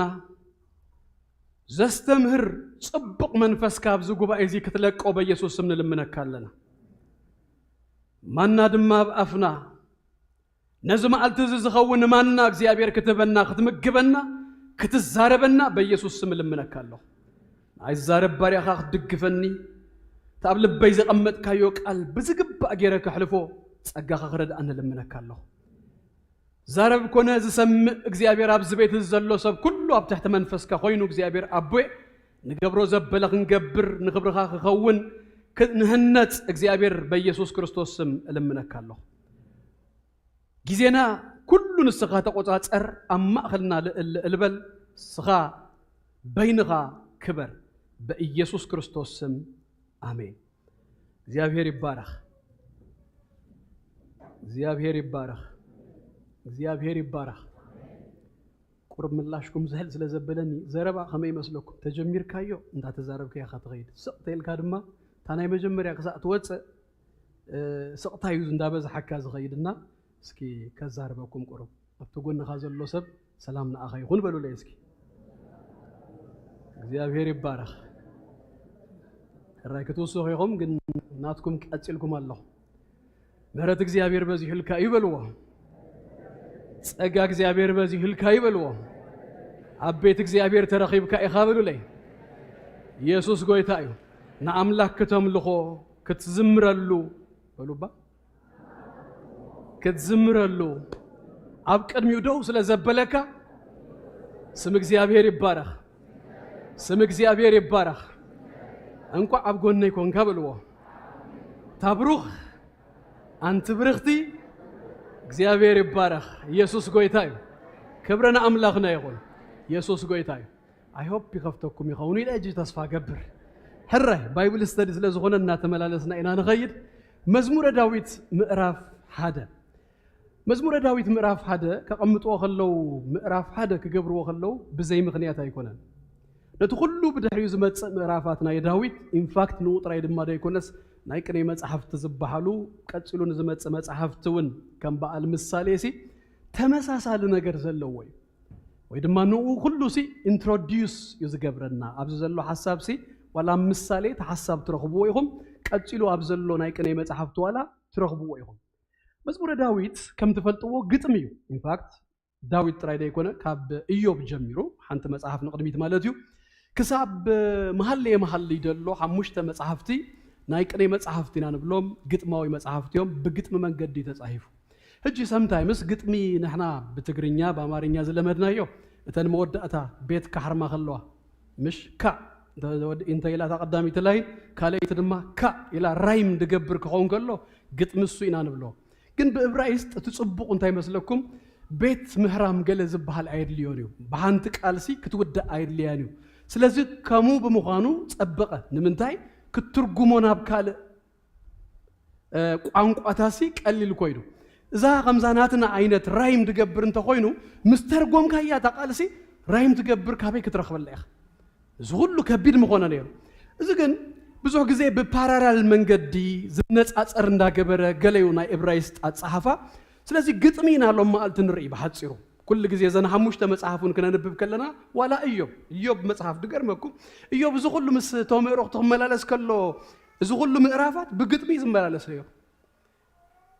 ከምኡ ኮይኑ ከይርዳእና ንኽእል እዩ ግን ግጥሚ እዩ ኤኒዌይስ ናብኡ ከይድና ሄጂ እዚ ናይ ግጥሚ መጽሓፍ እዩ መዝሙረ ዳዊት ምዕራፍ 1 መዝሙረ ዳዊት ምዕራፍ 1 ስኢልና ዝኾነ ኣንባቢ ኣንብብ ከብሎ ከሎስ ቀልጢፉ ክረኽቦ ዝኽእል ጀነራል ዝኾነ ኣውትላይኑ ኣመቃቅልኡ ብክልተ ይምቀል ካብ ቁጥሪ 1 ክሳብ 3 ካብ ቁጥሪ 4 ድማ ክሳብ 6 ካብ ቁጥሪ 1 ክሳብ 3 መንገዲ ጻድቃን ካብ ቁጥሪ 4 ክሳብ 6 ድማ መንገዲ ረሲኣን ወይ ድማ መንገዲ ሓጣን ስለዚ ናይ ሓጣን መንገድን ናይ ጻድቃን መንገድን እናነጻጸረ እዩ እዚ ምዕራፍ እዚ ተጻሒፉልና ዘሎ እጂ ዲቴል ብዙሕ ኣውትላይን ክግበር ይኽእል እዩ ግን ብሓፈሽኡ እዘን ክልተ መንገዲ እዩ ዝነግረና መጽሓፍ ቅዱስና ድማ እንተሪኢኹም መጽሓፍ ቅዱስና ብዛዕባ ክልተ ብዙሕ ግዜ ይነግረና ክልተ መንገዲ ክልተ ሰባት ክልተ ህይወት ክልተ ፍጻሜ ክልተ ዓይነት ነገር ንጽጽር መጽሓፍ ቅዱስና it's full of it ዝመልአ ክልተ መንገዲ ክልተ መንገዲ አቤልን ቃየልን ክልተ ሰባት ክልተ ፍጻሜ ክልተ ህይወት ክልተ አይነት ባህሪ ክልተ አይነት ሰባት ክልተ አይነት ነገራት የሪእና እንዳወሰግና እንተኸና ኸሙ ማለት እዩ አብርሃምን ሎጥን ክልተ አይነት ሰባት ክልተ አይነት ህይወት ክልተ አይነት ባህሪ ክልተ አይነት ነገራት ዘለው እስማኤልን ይስሐቅን ክልተ ሰባት ኤሳውን ያዕቆብን እናበልኩም ተኸድኩም ሲ ከምዚ is a full of it ባይብልናስ ከሙዝ ተመልአዩ ሮሜ 5 ተመጽኡ ከለኹም ክልተ አዳም ቀዳማይ አዳም ተኸላአይ አዳም ቀዳማይ አዳም ውስድ አቢሉ ጠቅሊሉ ነፍስ ወከፍና አቡ የእትዩስ እንታይ ገይሩና መስለኩም ሮሜ 5 ከም ዝብለና አብ ውድቀት አብ ኃጢአት የእትዩና እቲ ኸላአይ አዳም ድማ ወሲዱ ንኹላትና በክርስቶስ ኢየሱስ ንዝአመንና ማለት እዩ አብ ጽድቅ የእትዩና ብዙ ጊዜ ሰብ ተቀዳማይ አዳም ዝገበሮ ነገር ንምእማና ይሽገርኒ ተኸላአይ ግን ይሽገር ተአዳም ጠቅሊሉ ከም ዘውደቀና ክርስቶስ ድማ ጠቅሊሉ ናብ በረኸት ናብ ጽድቅ ህይወት የእትዩና ክብረና አምላኽና ይኹን ስለዚህ መንገድ ኃጥአንን መንገድ ጻድቃንን ይነግረና ማለት እዩ ዝምዕራፍ እዚ አብታ ቀዳመይቲ ካብ ሓደ ክሳብ ሰለስተ ዘሎ ሞር ዝርዝር ብዝበለ መንገድ ክንርኢና ቲኣ ጠቅለል አቢልና ክንርኢና ክንፍትን ኢና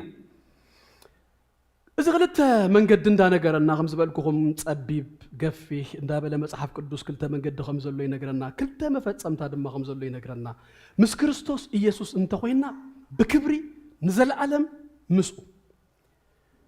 በክርስቶስ ኢየሱስ እንተዘየለና ድማ አብቲ ዘይጠፍእ ሓዊ ንምፍራስ ንስቅያት ዴስቲኒስ ክልተ እዩ ካብዚ ወፃኢ ሳልሳይ ዴስቲኒ የለን ወይ በክርስቶስ ኢየሱስ አብ ክብሪ ወይ ሰብ ድማ መወዳእቱ ሲ አብ ጥፍአት እዩ ዝኸውን ካብዚ ማእኸል ሲ ሳልሳይ ግሬ ኤሪያ የለን ጻዕዳን ጸሊምን ገይሩ እዩ ዘቐምጦ ስለዚ እቲ ካብ ቁጥሪ 1 ክሳብ 3 ዘሎ ብዛዕባ ዝናይ ጻድቕ ሰብ ህይወት ክዛረብ ከሎ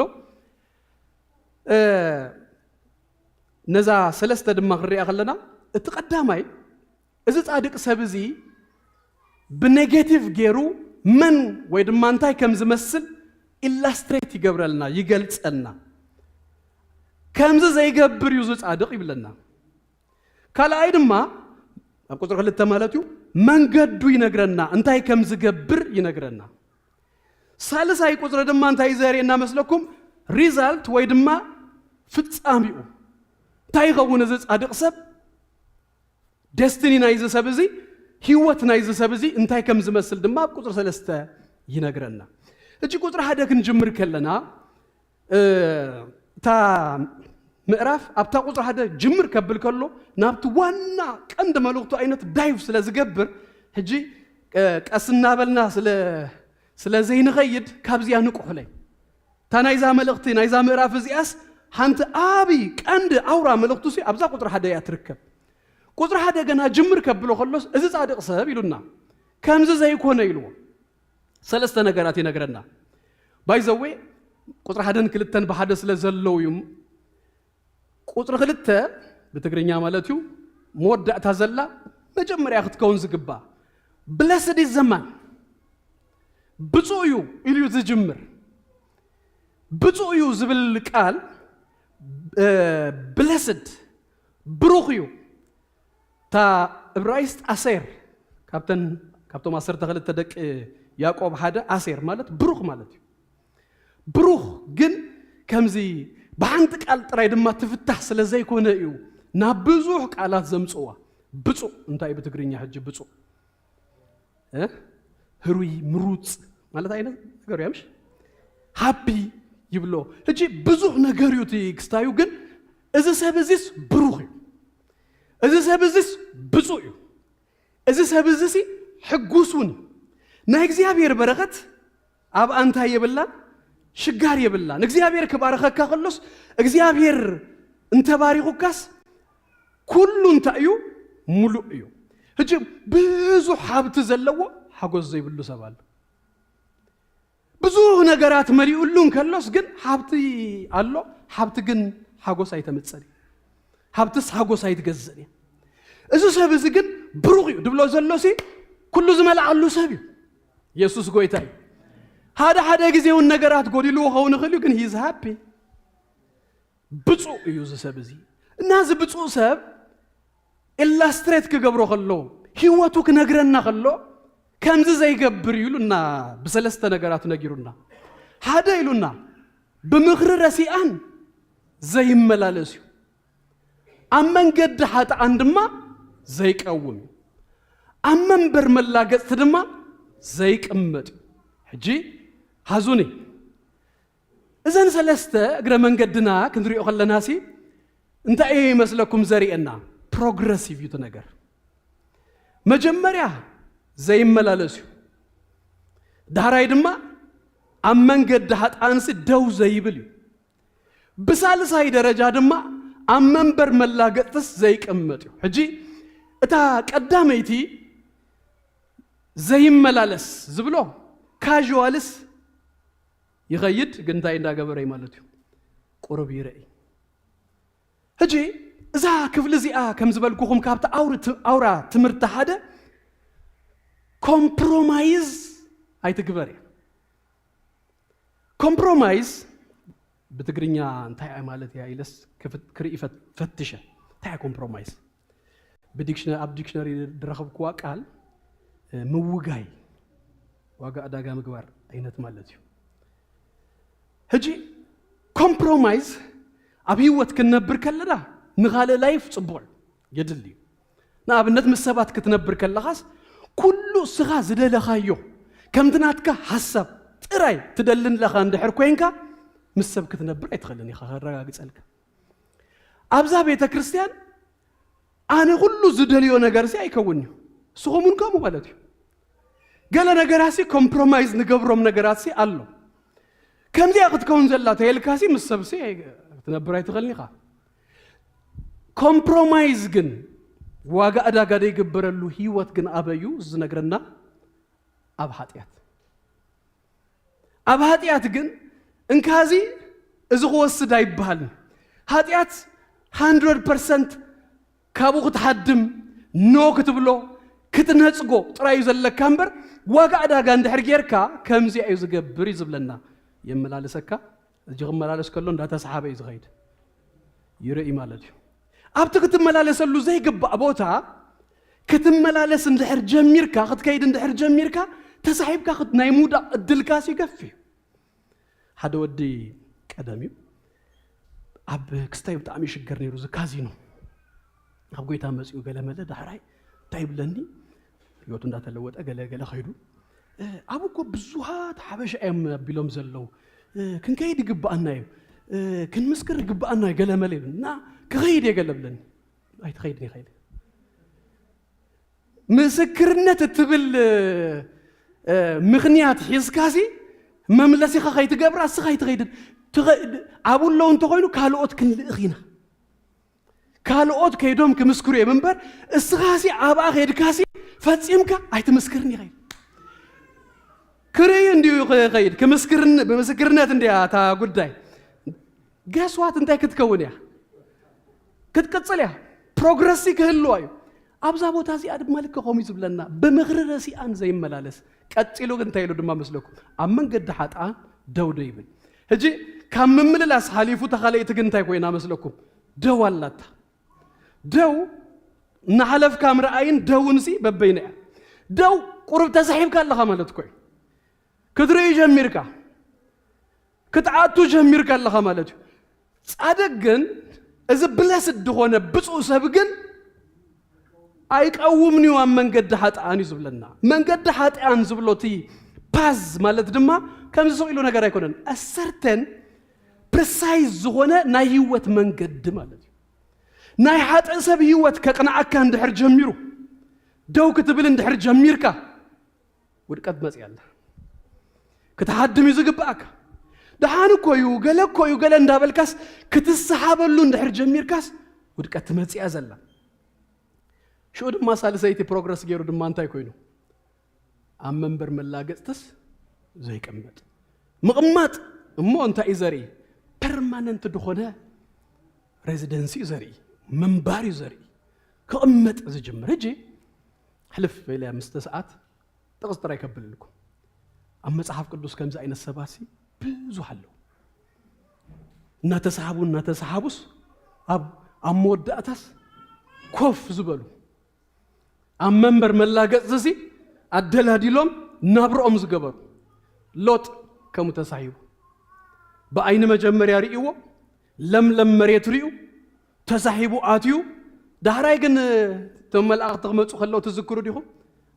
ኣብቲ ኣፍ ደገሲ ኮፍ ኢሉ ኮረኺቦም ሎጥ ጴጥሮስ ክነግረና ከሎ ካብ ሓድሽ ኪዳን መጽኡ ጻድቕ ኢልዎ ጻድቕ ነፍሱ እናሰቀየ ግን ኣብ ማእኸል ሓጥኣን ኣብ ማእኸል እቶም ምስኡ ዘይከዱ ሰባሲ ናብርኡ ገይርዎ ህይወቱ ገይርዎ ቀስ እናበለ እዩ ዝወስደካ ሳምሶን ረኣይዎ ክላገጽ ክጻወት ኖርማሊ መሲልዎ ነይሩ ንገሊላ ክነግራ ከለኮ 4 ግዜ እንዲነጊርዋ እቲ ምስጢር ኣብ 4 ግዜ ገርመኩም ፕሮግሬሲቭሊ ናብታ ምስጢር እናቀረበት ያኸይዳ ኣብታ ሳልሰይቲ እንታይ ኢልዋ መስለኩም ጨጉረይሲ ተኣሲርኩምኒ ኢልዋ ራበይትኮ ተላጺኹምኒ እያ እጂ እናተጻወተ ኣብቲ ክህልወሉ ዘይግባእ ቦታ ስለ ዝነበረ ናብታ መወዳእታ ጸጉ ዝላጽየሉ ቦታስ ኣብኡ በጽሑ ደው ተይልካ ከመያ ትበጽሕ ኃጢአት በሓደ መዓልትሲ ዱብ ባቢሉስ ናብ ሓደ ድቕድቕ ድበለ ማእሰርቲ ገለስ ሰይጣና እትወካል ቀስ እናበለ ይዘላምደካ ቀስ እናበለ ይዘእትወካ ናቹራሊ መጀመሪያ ሪጀክት ኢኻ ትገብሮ ኣረኸማን ብጣዕሚ ዘሰክፈካ ትነጽጎ ኢኻ ትጸልኦ ኢኻ ግን እንዳጸለኽ መጽእ ከሎስ እናለምድከየ ናይ ምኻድሲ ትኽእለሉ ኩላትና ኣነ ከምኡ ኮይነ ናይ ኩላትና ኤክስፒሪየንሱን ዝኸውን ኢለ ዝኣምን ኣብዚ ዓዲ መጀመርያ ምስ መጻና እጂ 10 ገለመታት ዓመታት ስለ ዝኾነኒ እጂ መጀመርያ ዝመጻ ሁሉ ወዲ ገለ ኣይሪመምበር ሓደ ግዜ ሕጂ እዚ እንታይ ዝበሃል እዚ ጆለሪ ገለ ድሽየጠሉ ቦታስ ከይደ ዳራይ ዳንድ መሰለኒ መጽዩስ ከለኒ ምስ ጀመረ እዚ ኣዝማልቶ ተለኺዩ ከምዚ ለተራዕዎ ቀሚስ ዝመስል ነገር ይገሩ ገለ ጫምኡ ከም ገለ እዩ ገለ ሕጂ ንመጀመርያ ግዜ ከምኡ ዓይነት ስለ ዝርኢ ዘለኹስ ቶታልስ በኢየሱስ ገለ ይመጽዩን ታ ዓይነት ነገር እዩ ገለ ሕጂ በታደ ከምዚ ክስታይ ከሪዩ አይደለኹን ግን ከመይ ገይረ ከምዘብላ ከምዝውዳእታ ጉዳይ ሞ ከመይ ገይረ ከምዝወጽእ ጥራይ ሓሲብ በቃ በል ሕራ ኢለዮ ሹ ኢለታ ድኳኑ ገዲፈሉ ይኸይድ ድሕሪ 10 ገለ ዓመታት ግን እጂ ከምኡ ዓይነት ክርኢ ከለኹሲ ከምኡቲ ሾክ ድገብረና ዓይነት ስሚት ይብልኒ ኖራይምን ትመጀመርያ ድኾነ ነገር ከተብሎ ከለኻሲ ሲስተምካ ባዕሉ እዩ እንታይ ዝገብሮ ዝነጽጎ ናይ ጻድቕ ሰብ ድማ ተሓድሽ መንነትካ ተሓድሽ ሰብ ተሓድሽ ባህሪ መጀመርያ ንሓጢአትሲ ኣይትቀበሎን ኢኻ ሪጀክት እዩ ዝገብሮ እንታይ እዩ ኢኻ ትብል ይነጽጎ እዩ ቀስ ኢልካ ግን ስኢልካ ትጸንሕ እንድህር ኮይንካ ግን ናይ ምልማድ ተኽእለሉ ንመናእስያት ከምዚ እየ ዝብሎ መጀመርያ ምስጓል ተራኺብካ ታተፈትዋ ኢድኒ ኢድ ተተሓዝካላ መዓልቲ ከመይ እያ ነይራ ታይዳ ሓፊርኩም ኤሌክትሪክ ሓቂ ገለዩ ዝነዝረካ ግን እንዳቐጸለ እንድሕር ከይዱ ኖርማል ከይዱ ኸውን ሕጂ ገለ ነገር ከይነኣትዎ መታ እንድሕር ደሊና ካብቲ መጀመርያ ኢና እንታይ ክንገብሮ ዝግባአና ክንወፅእ ዝግባአና ኣብ መንገዲ ረሲኣን ዘይቀውም ኣብ መንገዲ ሓጥኣን ዘይቀውም ሶሪ ኣብ መንገዲ ኣብ ምኽሪ ረሲኣን ዘይመላለስ ኣብ መንበር መላገጽቲ ድማ ዘይቅመጥ ሎጥ ሪእናዮ ሳምሶን ሪእናዮ ሰለሙን እንተሪኢኹም ሰለሙን ኣብዚ ቀረባ ግዜያት ትንባብ ትኸዱ ኣለኹም ድሕር ኮይንኩም ምስቲ ናይ ቸርች ነገስት ኢና ንንብብ ዘለና ዜና መዋዕል በፂሕና ኣለና ኣብ ነገስት ክትሪኡ ከለኹም ነገስት ምዕራፍ 11 ከመይ ትሕዝን ምዕራፍ እያ ብጣዕሚ ትሕዝን ምዕራፍ 11 ክውድእ ከሎ ሓደ ነቢይ መፅዩ ነቢይ ኣህያ ድበሃል ነቢይ ኣህያ ብዙሕ ኣይንፈልጦን ኢና ነቢያት ኣብዚ ግዜ እዚ ቅድሚ ናይ ሰለሙን ዝነበሩ ነቢያት ብዙ አክቲቭ ጉና ይነበሩ ንገርመኩም ምክንያቱ ቶም ነገስታት ኣብ ጽቡቕ ነገራት ስለ ዝነበሩ ነቢያት ተመለስ ክብሉ እንዲም ድመጹ ቅድሚው ዝነበሩስ ብዙሕ ነቢያት ይሁን የለው ኢሳይያስ ኤርምያስ በዓል ዳንኤል ወይ ናይ ጽሑፍ ዘይኮኑ ኤልያስ ኤልሳዕ ገለ ኩሎም ዚ እስራኤል ንኽልተ ምስተመቕለት ውድቀት ምስ መጽእ ዝመጹ እዮም ኩላቶም ድማ ነገስታት ሞራሊቲ ምስወደቀስ ነቢያት ድማ ተንስኦም በዚ በብዝሒ ንምንታይ ተመለሱ ክብሉ ተንስኡ ክብሉ መታ ስለዚህ anyway ናብዚ ሓሳበይ ክመጽእ ኣያ መጽዩስ ሓድሽ ክዳን ተኸዲኑ ነይሩ 12 ቦታታት ቆራሪጽዎ ነቢያት ከሙ ገብሩ ኢላስትሬቲቭ ደኾነ ነገር ይገልጹ ዳራይ ነታ 10 ወሲዱስ ንየሮብዓም ሂብዎ ታመንግስቲ ናይ ዳዊት ተቀዲዳሲ 10 ክትወስድ ይኸይኑ ክልተ ጥራይ ከተርፈሉ ያ ንዳዊት ንደቁ እዚያ ምስ በለ እዚ ነብይ እዚ ሰሎሞን እንታይ ገይሩ መስለኩም ነዛ ትንቢት እዚኣ ሰሚዕዋስ ነዛ ትንቢት እዚኣ ከይተፍጸም መታን ንየሮብዓም ቀጥሎ ከሳድዶ ጀሚሩ አብኡ ዳዊት ሳኦል the same mistake ገይሩ ነይሩ ሳኦል ዳዊት ከይነግስ መታንሲ 13 ዓመታት ሙሉሲ ንዳዊት ከቀትሎ ሳሳዲዶ ታመንግስቲ ከይትምቀል ታመንግስቲ በሓደ ክትጸንዕ መታንሲ ሶሉሽኑን እሱ አይነበረን ሶሉሽኑን እንታይ ነይሩ መስለኩም ልቡ እቲ ዝተመቕለ ልቡ ምድፋን እዩ ነይሩ ዝተመቕለ ናይ ሰለሞን ልብዩ ምምቃል መንግስት አምጽዩ እምበር የሮብዓም አይኮነ ገላ አይኮነ ቁጥር 1 ቁጥር 2 እንታይ አትብል ሰለሞን ድማ ብዘይካታ ጓል ፈርዖን ካልኦት ይሉ ሞዓባውያን አሞናውያን ገለገለዚ አንስትስ ፈትዩ እተን ዝፈተወና አንስት ድማ ጣዖታቶም ኩሉስ አምጽዮም ሙሉ ስለዚህ ልቡ ይኸይዱኮ ኣብ ክንዲ ልቡ ዝደፍን ሰብቀ ቀትል ደልዩ ትጉዳይ ዝበዝሕ ነገር ኣብ ህይወትና ኣብዞ እንዳህራ ይመጾ እንዲው ናይ ናትና ሰክሰስ ኣበይ ዘሎ መስለኩም ኣብዚ ምስ ኣምላኽና እዩ ኣብቲ ሱርና እዩ ኣብ መሰረትና ኣብቲ ዘይረአ ክፍል እዩ ሕጂ ካብ 11 ኮ ቀጽላላ ነውሕ ግዜ ኮ ሰለሞን ቀጽሉሎ ሓንቲ ኮይናታ መንግስቲ ግን ኦሬዲ ነገር ግን ተበላሽል ብደገ ክትረአ ከላ ሓንቲያ ግን ኦሬዲ እንታይ ኮይናላ ክልተ ኮይናላ ልቡ ዝተመቕለሉ ግዜ ኦሬዲ ሲ እታ መንግስቲ ተመቂላላ ሰለሞን ከም ኮይኑ ዝሓለፈ ዓመት ናይ ጴጥሮስ ሪኢና ነርና ክህደት ናይ ጴጥሮስ ውድቀት ናይ ጴጥሮስ ውድቀት ፕሮግሬሲቭ ይመጽ ጴጥሮስ ኣብ መስቀል ክኽተል ክስእቦ ኣይግብኦን ነይሩ ንኢየሱስ ኣብ ገሊላ ንረኽብ ኢልዎም ነይሩ ግን ብሩሑ ታይ ከም ዝኸውን ሲብለኩም መጽሓፍ ቅዱስ ክርኢሉስ ሲቡ ዳራይ ቀጥልኩም ተንብበሎም ደው ኢሉ ድማ ሓውን ስሕን ነይሩ ቀጥልኩም ተንብቡ ከለኩም ድማ ኮፉን ኢሉ ክዘራረቡን ጀሚሩ ኣብቲ ክነብረሉ ክኾነሉ ዘይግባእ ቦታሲ ኣቡ መጽዩ ክመላለስ ደው ክብል ዳራይ ድማ ክቕመጥ ክኢሉ ውጽኢትካ ካብታ ናይ መጀመርያ ውድቀት ዝገደደ እናወሰኸ መጀመርያ ክህደት ጥራይ እሱ አይነበርኩ ትብልዩ አይፈልጥን ገለይ ነይሩ ዳሕር ግንከ እንታይ ዝብል መስለኩም መጽሓፍ ቅዱስ ክምህልን ክራገምን ጀመረ start to curse بزربا تفلت إخا زتباه لبيتروسي هجينونو زرباي كي فلت بتانيلوسي يستارت تو كرس مالتو كوز عارف أبوس كوز جميل ودك أتوسنا وسخ غيره سلزي عبت بوتانا عبت سفرنا نحردي ترخيبنا عبت زي جبأنا سفر نحر كتسيلنا تودك أتنا ندا وسخ إذا غيد كابوس تاي نكبر نوصا يسوس قويتاي أب سفر كاتراي ترخب بلوس كنا بقول نقوم زلوا سبق زي أبيري بارخ أب زي سفر كاي تخون بلوا أنت بلوبا أجوهم أب زي سفر كاساي توال يسوس قويتاي قدر قلت زي بسو زي تصادق سبسي انتاي كم زقبري نقرنا زي بسو سب انتاي لو بهقق زي أبير انتاي زقبر يفسح نتحقق دم ليتن ما قلت انتهي قبره يمرامرو أبزي أيركبني لنا مركبيو أبا يزغون كنا قرنا قلو بحقق زي أبي يريز في الصح لو مكو خنزمرن وإلنا قلنا بكا عليك زي أبي يرسين تاي زقبريو لبس زحقوس كم تبزوه مركوز ما رخصب لباي بك على كاس انتهي يرو اللولو يحقوس هالليلو بقالو زحقوس سبي ليتن ما قلت اندماس نتقالو يمرامروي يسلاسلو يمديتيت يزقبرو هجي ليتن ما قلت نقالو مستنتان بطعم ايزي اخذ نرجع الى دعم سب تحريقكم تاي تقبرو تزحق كاسب بزعبو اندا حسبكا تدقس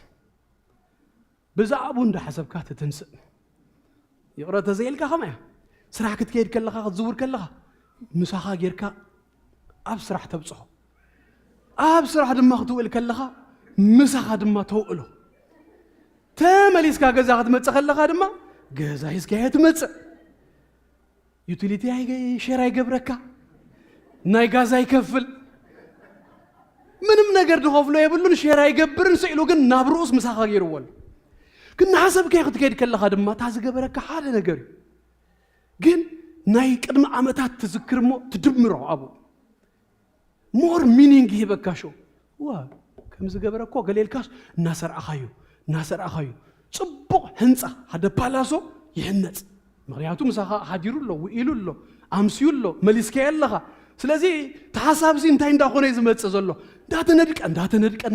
እንዳተነድቀ ይዝኸይድ ታምስልስ አልከማ ቃል እግዚአብሔር ድማ ግን ሂስካ ወጪኻ አንተ ተኸውን ተነዲቆ ተሃኒጹ ገለ ነገር ሲመጣ ተወካ ኢየሱስ ክርስቶስ ጎይታ ስለዚህ ዝን ቃል እግዚአብሔር ሲ ብዙ ፍሳህ ለይትን ማልትን ዘስተንትኖ ሰብ ንሱ ይብጹ ዝገብሮ ነገር እዚ ዳዊት ንቃል እግዚአብሔር ካብ ወርቂ ዘህር ይብሎ ኣብ ቁጥሪ ኣብ ምዕራፍ 19 ሀብቱስ እሱ ብዛዕባ ምግቢ ገብሮ ድማሞ ከማዓር ከማዓር ወለላስ ዝጠም ይብሎ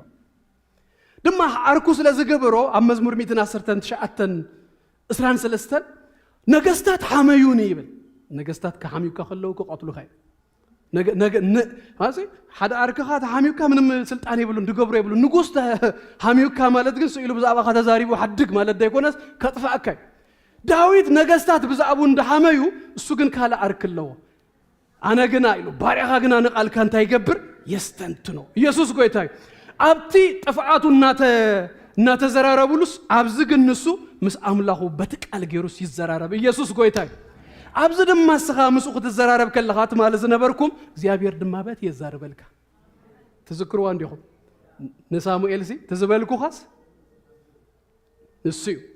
ስለዚህ እግዚአብሔር ይዛረበልካ በት ስኻ ግን ኣብዚ ምስ ትዘራረብ እዚ ብፁዕ ሰብን በዓርሲ ምስትቃል ዝነብር እዩ ምስትቃል ዝውእል ዝሓድር ይህዋተይ it is not legalistic አይኮነ ቃል እግዚአብሔር ሲ ማዓልትን ማዓልትሲ ነንብቡ ህይወት በረከት አብዩ ዘሎ ኣብቲ ቃል እዩ ዘሎ ነቲ ቃል ንሓዞ ነቲ ቃል ሲ ነስተንትኖ ንዕትዎ ኢየሱስ ክርስቶስ ጎይታ ሪዛልቱ ነግረና ከሎ ቁጥር 3 ንሱ ይሉና ቀዳማይ ነገር ከምታ ፍሪአ በበግዚኡ እተ ፕሮዳክሽን ሲ አለው ፍረስ አለው ፍሪአ በበግዚኡ ከምትህብ ከመ ይዝኸው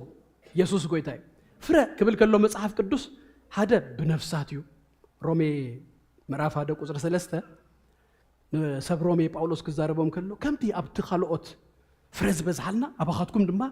ፍረኸሙ ክበዝሓልና መታን ይብሉ ለነፍሳት ይዛረብ ዘሎ ስለዚህ እትብጹ እትምስ ጎይታ ድጠበቀ ሰብ ፍረለው ናይ ነፍሳት ፍረለው ሓደ ፍረ መንፈስ ቅዱስ ዝብል ድማ ገላትያ ምዕራፍ 5 22-23 አለና ናይ ህይወት ፍረ እሱ ድማ ሰላም ሓጎስ ያእኽለን ምባል እዚ ሁሉ ይበዛልካ ዝናፈረኻ ትኸይድ ሳልሳይ ድማ ዝሓለፈ ቀዳመ ሰንበት የገልግሉና ነይሮም ብርሂን ፓስተር ቢኒ እቲ ምስጋና ዕብራውያን 10:15 ተመስዋዕት ምስጋናኹም ኢሉስ እንታይ እዩ ዝብሎ ፍረ ከናፍርኩም እዝኮ ንማቹር ዝኾነ ሰብ እናበዝሓሉ ዝኸይድ እዩ ሕጂ ክርስትና ብሓቅና ተረዳእካ ክመጽእ ከሎስ ሓደ መዓልቲ ከምዚ ካልኣይ መዓልቲ ድማ ከምዚ እንዳበልካ ይትኸይድ ኢኻ ገለ ይምፃእ እዚ ይኹን ብዘየገድሲ እንታይ ትኸውን መስለካ ኩል ጊዜስ ካብ ኣፍካ ዝወፅእሲ ፍረ ምስጋናስ ኣይሰኣንን ክመልዓሉ ዳእሚ ምስጋና ዳእመን ከደ ይክእል ግን ነገራት ንቕፅቅፅ ክብል ከሎ ዘይሓሰብካዮ ነገራት መፅዩስ በቃ ነገራት ብልሹሹ ክብል ከሎውን እግዚአብሔር ይመስገን ክትብል መኽዓልሲ ከመይ ዝኣመሰለ በረኸቱ ኢየሱስ ጎይታ ኣረ ኢየሱስ ጎይታ ፍረ ይበዛልካ ቆፅላኻ ዘይረግፍ ኢልዎ ኸተኻላይ ኣብ ወሰን ወሓዚ ማይሲ ከም ዝተተኽለት ኦም ይዝኸውን ኦም ፖሲቢሊቲ ሎ ናይ ምንቃፅ ቆፅላ ናይ ምርጋፍ ግን እዚ ብፁዕ ሰብ ትምስጢሩ እንታይ እዩ ዝብለና ዘሎ ኣብቲ ወሰን ወሓዚ ማይ ስለ ዝተተኽለ ቆጽሉ ዘይረግፍ ይዘውን ኢየሱስ ጎይታ አረ ኢየሱስ ጎይታ በልዓም ክረግም ህዝብ እስራኤል አምጽዮሞስ እንታይ ሩ ይመስለኩም ህዝብ አምላኽ ምስራኤስ ኣብ ወሰን ማይ ከምተ ተኽለ ጽዕድታት እዩ ዝተዘርግሐ ጽዕድታት ኣብ ክርስቶስ ኢየሱስ ስለ ዝተሰረትና መሰረትና ንሱ ስለ ዝኾነ ንሕና ቆጽልና ዘይረግፍ ፍረ ዝመልአና ሰባቲና ንኸውን ኢየሱስ ጎይታ እዩ ዝገብሮ ሁሉ ድማ ይሰልጦይ ነቲ ቃል ለይትን መዓልትን ዘስተንትን ከምቲ ኢያሱ ምዕራፍ 1:8 ዝብሎ ዝቃል እዚ ካብ ኣፍካ ይትፍለዮ ሽኡ እንታይ ክኾነልካይ ክሰልጠልካይ መስለጥስ ኣለና ኢየሱስ ጎይታ እዩ ፍሩትፉል ድገብር ፕሮስፐር ድገብር ክብርና ኣምላኽና ይኹን ኢየሱስ ጎይታ እዩ ናይ ክርስትና ህይወት ትዝዓበየ ነገሩ ከምቲ አንቶ ይዝበልኩኹም እቲ ጉዳይ ኣብ ልቢ እዩ እቲ ጉዳይ ኣብ ክርስቶስ እዩ እቲ ጉዳይ ኣብቲ ዘይርአ ኣብቲ መሰረትና ሱርናሲ ክርስቶስ ኢየሱስ እዩ ከምቲ ሮሜ አሜን ዮሐንስ 10:5 ድብሎ ኣብቲ ጉንድስ ተጣቢቕና ኢና ኣብቲ ጉንድስ ኣቲና ኢና ናይ መፍራይና ምስጢር ንሱ እዩ ሕጂ እዚ ልክ ንጎይታ ንክርስቶስ ኢየሱስ ክንቅበሎ በእምነት ናብ ክንመጽእ ከለና ድኸውን ነገር እንዲሁ ግን ድማ ምስተጣበቕና አክቲቭሊ ድማ ነህና ታይ ንኸውን መስለኩም አቡ እናሰጠምና ንኸይድ በምንታይ ጌርና ብጸሎት እንታይ ጌርና ኣብዚ ከም ዝብሎ ነቲ ሕጉ ብምስትንታት ንሰጥም በምንታይ ጌርና ኣብ ህብረት ቅዱሳን እናተረኸብና እዚ ሁሉ ታይ መስለኩም ሮሜ ዕብራውያን 4:16 ሲ ጸጋ ምእንቲ ክትቅበሉ ናብቲ ጸጋ ዙፋን እንታይ ግበሩ ይልናል ቅረቡ እጂ ጸጋ እናተቀበልካ ንኽትከይድ ሲ ሚንስ ኦፍ ግሬስ ዝባሃሉ ለው ናብ ጎይታስ ምቕራብ ድባሃል ነገር አሉ ብቃሉ ትቀርብ ብጸሎት ትቀርብ በህብረት በአምልኮ ትቀርብ በሁሉ እናቀረብካ ሲ ጸጋ ድማ በህይወትካ እናበዝሐ ፍረ ኣብ ህይወትካ እናበዝሐ ትኸይድ ኢየሱስ ክርስቶስ ጎይታ እዩ ክንውደ ቁጥሪ 4 ክሳብ 6 ከም ዝበልኩኹም ናይ ረሲእ ነገር እዩ ዝዛረብ መንገዲ ሓጣን ገና ጅምር ከብሎ ከሎ እጂ በፓራላል እንዲሁ ድኸይድ ኣብቲ ብዛዕባ ጻድቕ ነጊሩና ብዛዕባ ዝብፁ ነጊሩናስ ኣብዚ ድማ ብዛዕባ ቶም ረሲኣን ከነግረና ከሎ እቶም ረሲኣን ግና ከምቲ ንፋስ ዝብትኖ ቡቅቡቅ እዮም እምበር ከምዚ ኣይኮኑን እዩ ከመይ ከምዚ ኣይኮኑን እቲኦም ዳ ቆጽሎም ዘይረግፍ ፍሬኦም በብግዚኡ ዝህቡ ኣብ ወሰን ወሓዚ ማይ ዝተተኽሉ ፕላንት ድኾኑ ፈርም ድኾኑ እዮም እዚ ግን ከም ቡቅቡቅ እዩ ንፋስ እዩ ዝወስዶ እዩ ሓሰር ማለት እዩ እኽሊ ኣምፂኻሲ ክፍለ ከሎ ናቹራሊ እንታይ ዝግበር ናብ ላዕሊ ትገብሮምሽ ሹት ኣሰር እንታይ ይኸውን ንፋስ ይዝዎ ኸይድ ትእኽሊ ድማ ይወርድ ስለዚ ንመንገዲ ሓጣን ናይ ሓጣን መፈጸምታ ናይ ሓጣን ነገር መወዳእቱ ክዛረብ ከሎስ ከም ብንፋስ ዝውሰዱ ኣሰር እዮም ቡቅቡቅ እዮም ኢሉ እጂ ብድሕሪኡ ከምዚ ብዙ መግለጽታት ከምቲ ናይ ብፁዕ ሰብ ናይ ጻድቕ ሰብሲ ኣይሃቦምን ዩዥዋሊ ኣብ ግጥሚ ከም ዝበልኩም ናይ ዕብራይስጥ ግጥሚ ብፍላይ ከምኡ ዓይነት ፓራላል ክህቦ ይድግባእ ሓደ ሰብ እንታይ ኢልዎ መስለኩም ዳዊት በዓሉ ሲ ክገጥም ከሎስ ነዚኦም ሲ በቲኑ ሓዲግዎም ኢሉ ኣብታ 4 ምስ በለሲ ብዙሕ ዝርዝር ናቶም ሲ ኣይተዛረበን መንገዲ ሓጣን ሲ ከም ብንፋስ ድብተን ሲ ቡቅቡቅ እዩ ኢሉስ ሓዲጉ 5-6 መወዳእቶም ይዛረብ ኣብቲ ግን ብዙ መግለጽታት ተዋሂቡ ነይሩ ዮሐንስ መጥምቕ ማለት እዩ ዘሴም ዝመስል ነገር ተዛሪቡሎ ኣብ ማቴዎስ ወንጌል ምዕራፍ 3:12 ኣውዱ ዘጽብየሉ መስዐ አብይዱ ኣሎ ኢሉ ስርናዩ ኣብ ቆፎ ይእክብ ነታ ሓሰር ግና ብዘይጠፍእ ሓዊ የንድዶ እቲ መንገዲ ክልተ ኢለኩም 3 የለን ኣብ ማእኸል የለን መፈጸምታውን ክልተ ሕጂ እዚ ብዛዕባ መን ይዛረብ ዘሎ በቲ ብዛዕባ ብክርስቶስ ኢየሱስ ዘየለ ብፍላይ ንሕና ብሓድሽ ኪዳን ብርሃን ክንሪኦ ከለና እኮ ግልጽ እዩ ትጻድቕ መን እዩ ገና ኣብ ዘፍጥረት እኮ ተባሂሉሎ አብርሃም ኣመነ ጽድቂ ኮይኑ ድማ ተቆጽረሉ ትዝኣመነ ጽድቅ ጻድቕ እዩ ትጻድቕ ህይወቱ ዝዩ ፍጻሜው ዝዩ እቲ ብክርስቶስ ኢየሱስ ዘየለ ድማ ሰብሲ ህይወቱ ዝዩ ፍጻሜው ድማ ከም ዝብተን እዩ ዝኸውን እዚ መሊሱ ካንቃሓና ይድግባእ ንምንታይ ንወንጌል ነቶም ፈተውትና ቤተሰብና ኣብ ዙርያና ዘሎ ከባቢና ዘሎ ኩላቶም ሲ መፈጸምቶም ሲ ዝዩ ቁጥሪ 5 ዘላ ብትግርኛ ቁጥሪ 6 ክትከውን ዝግባእ እንታይ ኢሉ መስለኩም ዝዛዝሞ ዝክፍል እዚ መንገዲ ረሲኣን ግና ክትጠፍእ መወዳእቶም ሲ they will perish ፍጻሜውም ሲ ጥፍአት ይዝኸው ስለዚህ ፍጻሜውም ጥፍአት ዝሆኑ ዝተመደቡ ሰባት አለሙ ነዚኦም ሲ ታይገን ገብሮም ይዝግባ ነት ወንጌል ነገርና ክነድሕኖም ናብ ህይወት ክመጹ መታንሲ ክንገብሮም ይዝግባ ክዛረብ ከሎ እዚያን ክብላ እምቆደ ለመንገድ ጻድቃን ሲ እግዚአብሔር ይፈልጣዩ ነትዮም አይፈልጦም ማለት አይኮነን ይፈልጣ እዚኦም ሲ ናቱ እዮም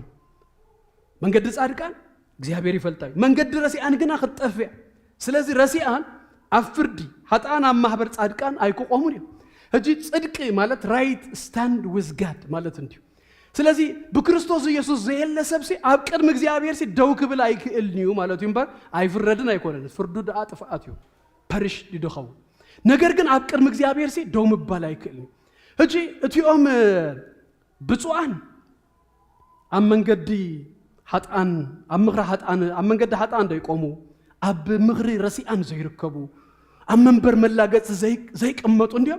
እዚኦም ድማ በአንጻሩ አብናይ ጻድቃን ቦታስ አይአቱ ነው እግዚአብሔር ሲ ሀጣን ጻድቅን ሲ አምወዳታስ አይሐዋውስን ሐዋዊሱ ሳይብልኒ በቃ ተዘጠፍቀጠፊው ተዝድህን ግድግድህን ስለዚህ ፐሪሽት ከሆውን ያምወዳቱ እሱ ይዝብለና ዘለ ሞዳታሲ ሐዋዊሱ አምላክ ሳይብልኒ ክልተ መንገድ እንደለዋ ክልተ ፍጻሜ ይድማ አይደሉ ኢየሱስ ክርስቶስ ጎይታዬ ክብርና አምላክ ነው ኢየሱስ ጎይታዬ ኢየሱስ ጎይታዬ ኢየሱስ ጎይታዬ ለዚህ ሁላትና ረስናና ቢልና ጸሊና ሞንዛዝሚና እግዚአብሔር ይባረክ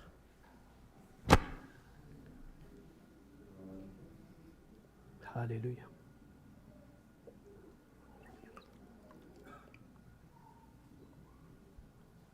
ሃሌሉያ لك أبتا ساعات يزلهم كلاتنا نتنسمو عين انقساس حاصر امسجنا صلينا خنودنا እግዚአብሔር ይባረክ ስኪዳውኩም ዘርጉም እግዚአብሔር ይባረክ በመረዳ መፈጸምታይ ስለዘጸበካ ይመስግነካለሁ ብሎ ሃሌሉያ ሃሌሉያ ጥፍአት አይኮነን መፈጸምታይ ሃሌሉያ ስለዚህ ይመስግነካለሁ ብሎ የዳውኩም ዘርጉም ነዛ አምላክ ይባረክ እግዚአብሔር ይባረክ ሃሌሉያ ብዙ ቆይኻ በጽእቲ ኢየሱስ ጎይታይ ብለሰድ ብሩኽቲ ኢየሱስ ጎይታይ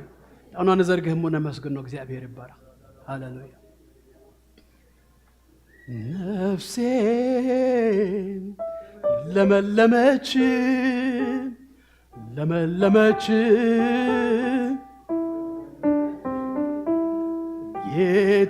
ጌታነ ስላገኘች መዘምራን ቀልጥፎ ማዳቅ ለተጊዜ ዛ መዝሙር ዘምርና ጸሊና ሁሉ እግዚአብሔር ይባረክ ሃሌሉያ ለመለመች አሜን ለመለመች ጌታ ስላገኘች ለመለመች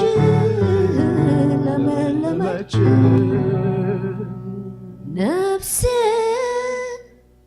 ለመለመች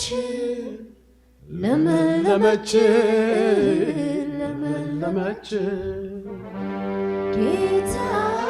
አሜን ስላገኘች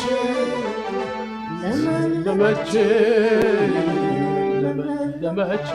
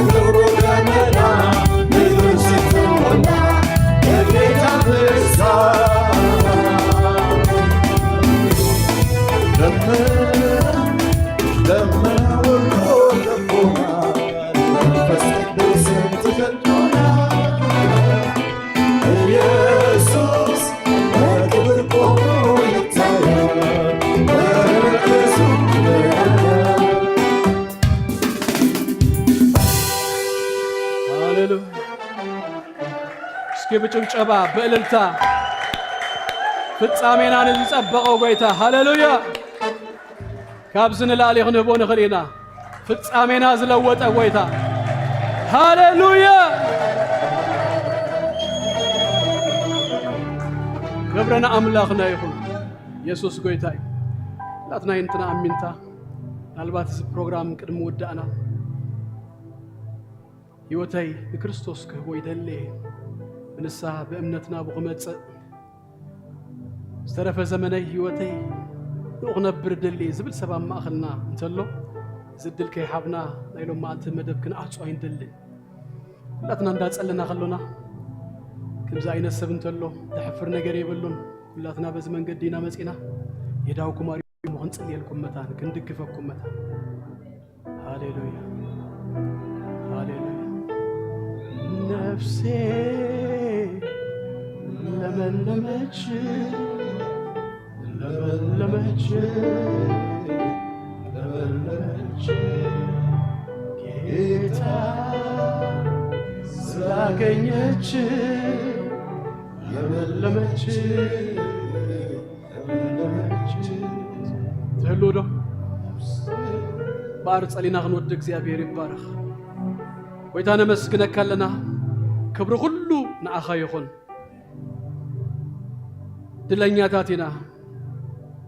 እግዚአብሔር አምላኽና ንአኻ ብምፍላጥና ህይወትና መንገድና ፍጻሜና ንስኻ ስለዘጸበቅካዮ ተመስገን በኢየሱስ ክርስቶስ ስም ድማ ጸልይ እግዚአብሔር አቦ ኣብቲ ክንውለሉ ዘይግባእና ሰፈር ከይንውእል ኣብቲ ደው ክንብለሉ ዘይግባእ ቦታ ደው ከይንብል ኣብቲ ክንቅመጠሉ ዘይግባእ ቦታ እግዚአብሔር ከይንቅመጥ ንነፍስ ወከፍና ደግፈና ብሕግኻ ግና ክንፍሳሕ ሕግኻ ግና ለይትን መዓልትን ክንምርምሮ ፍቅሪ ቃልካ ኣብ ልብ ነፍስ ወከፍና ክትውስኽ በኢየሱስ ስም ጸልያለሁ ጎይታ ስለ ሁሉ ደጊምና ክብርን ህበካለና በኢየሱስ ክርስቶስ ስም ክብርን አኻ ይኹን እግዚአብሔር ይባርክኩም ጸጉ ይብዛሃልኩም ሰላሙ ድማ ይሃብኩም ገጹ ይብራሃልኩም ኣብቲ ኸድዎ ሁሉ ንሱ ይቀድመልኩም ናትኩም ዝኾነ ዘበለ ሁሉ በአምላኽ ድተሓለወ ድተባረኸ ይኹን ሰሙንኩም ብሽም ኢየሱስ ክርስቶስ ይባረኽ ብርሃንኩም መመሊሱ ይድመቅ ጎይታ ይባርክኩም ሰላም ይሁን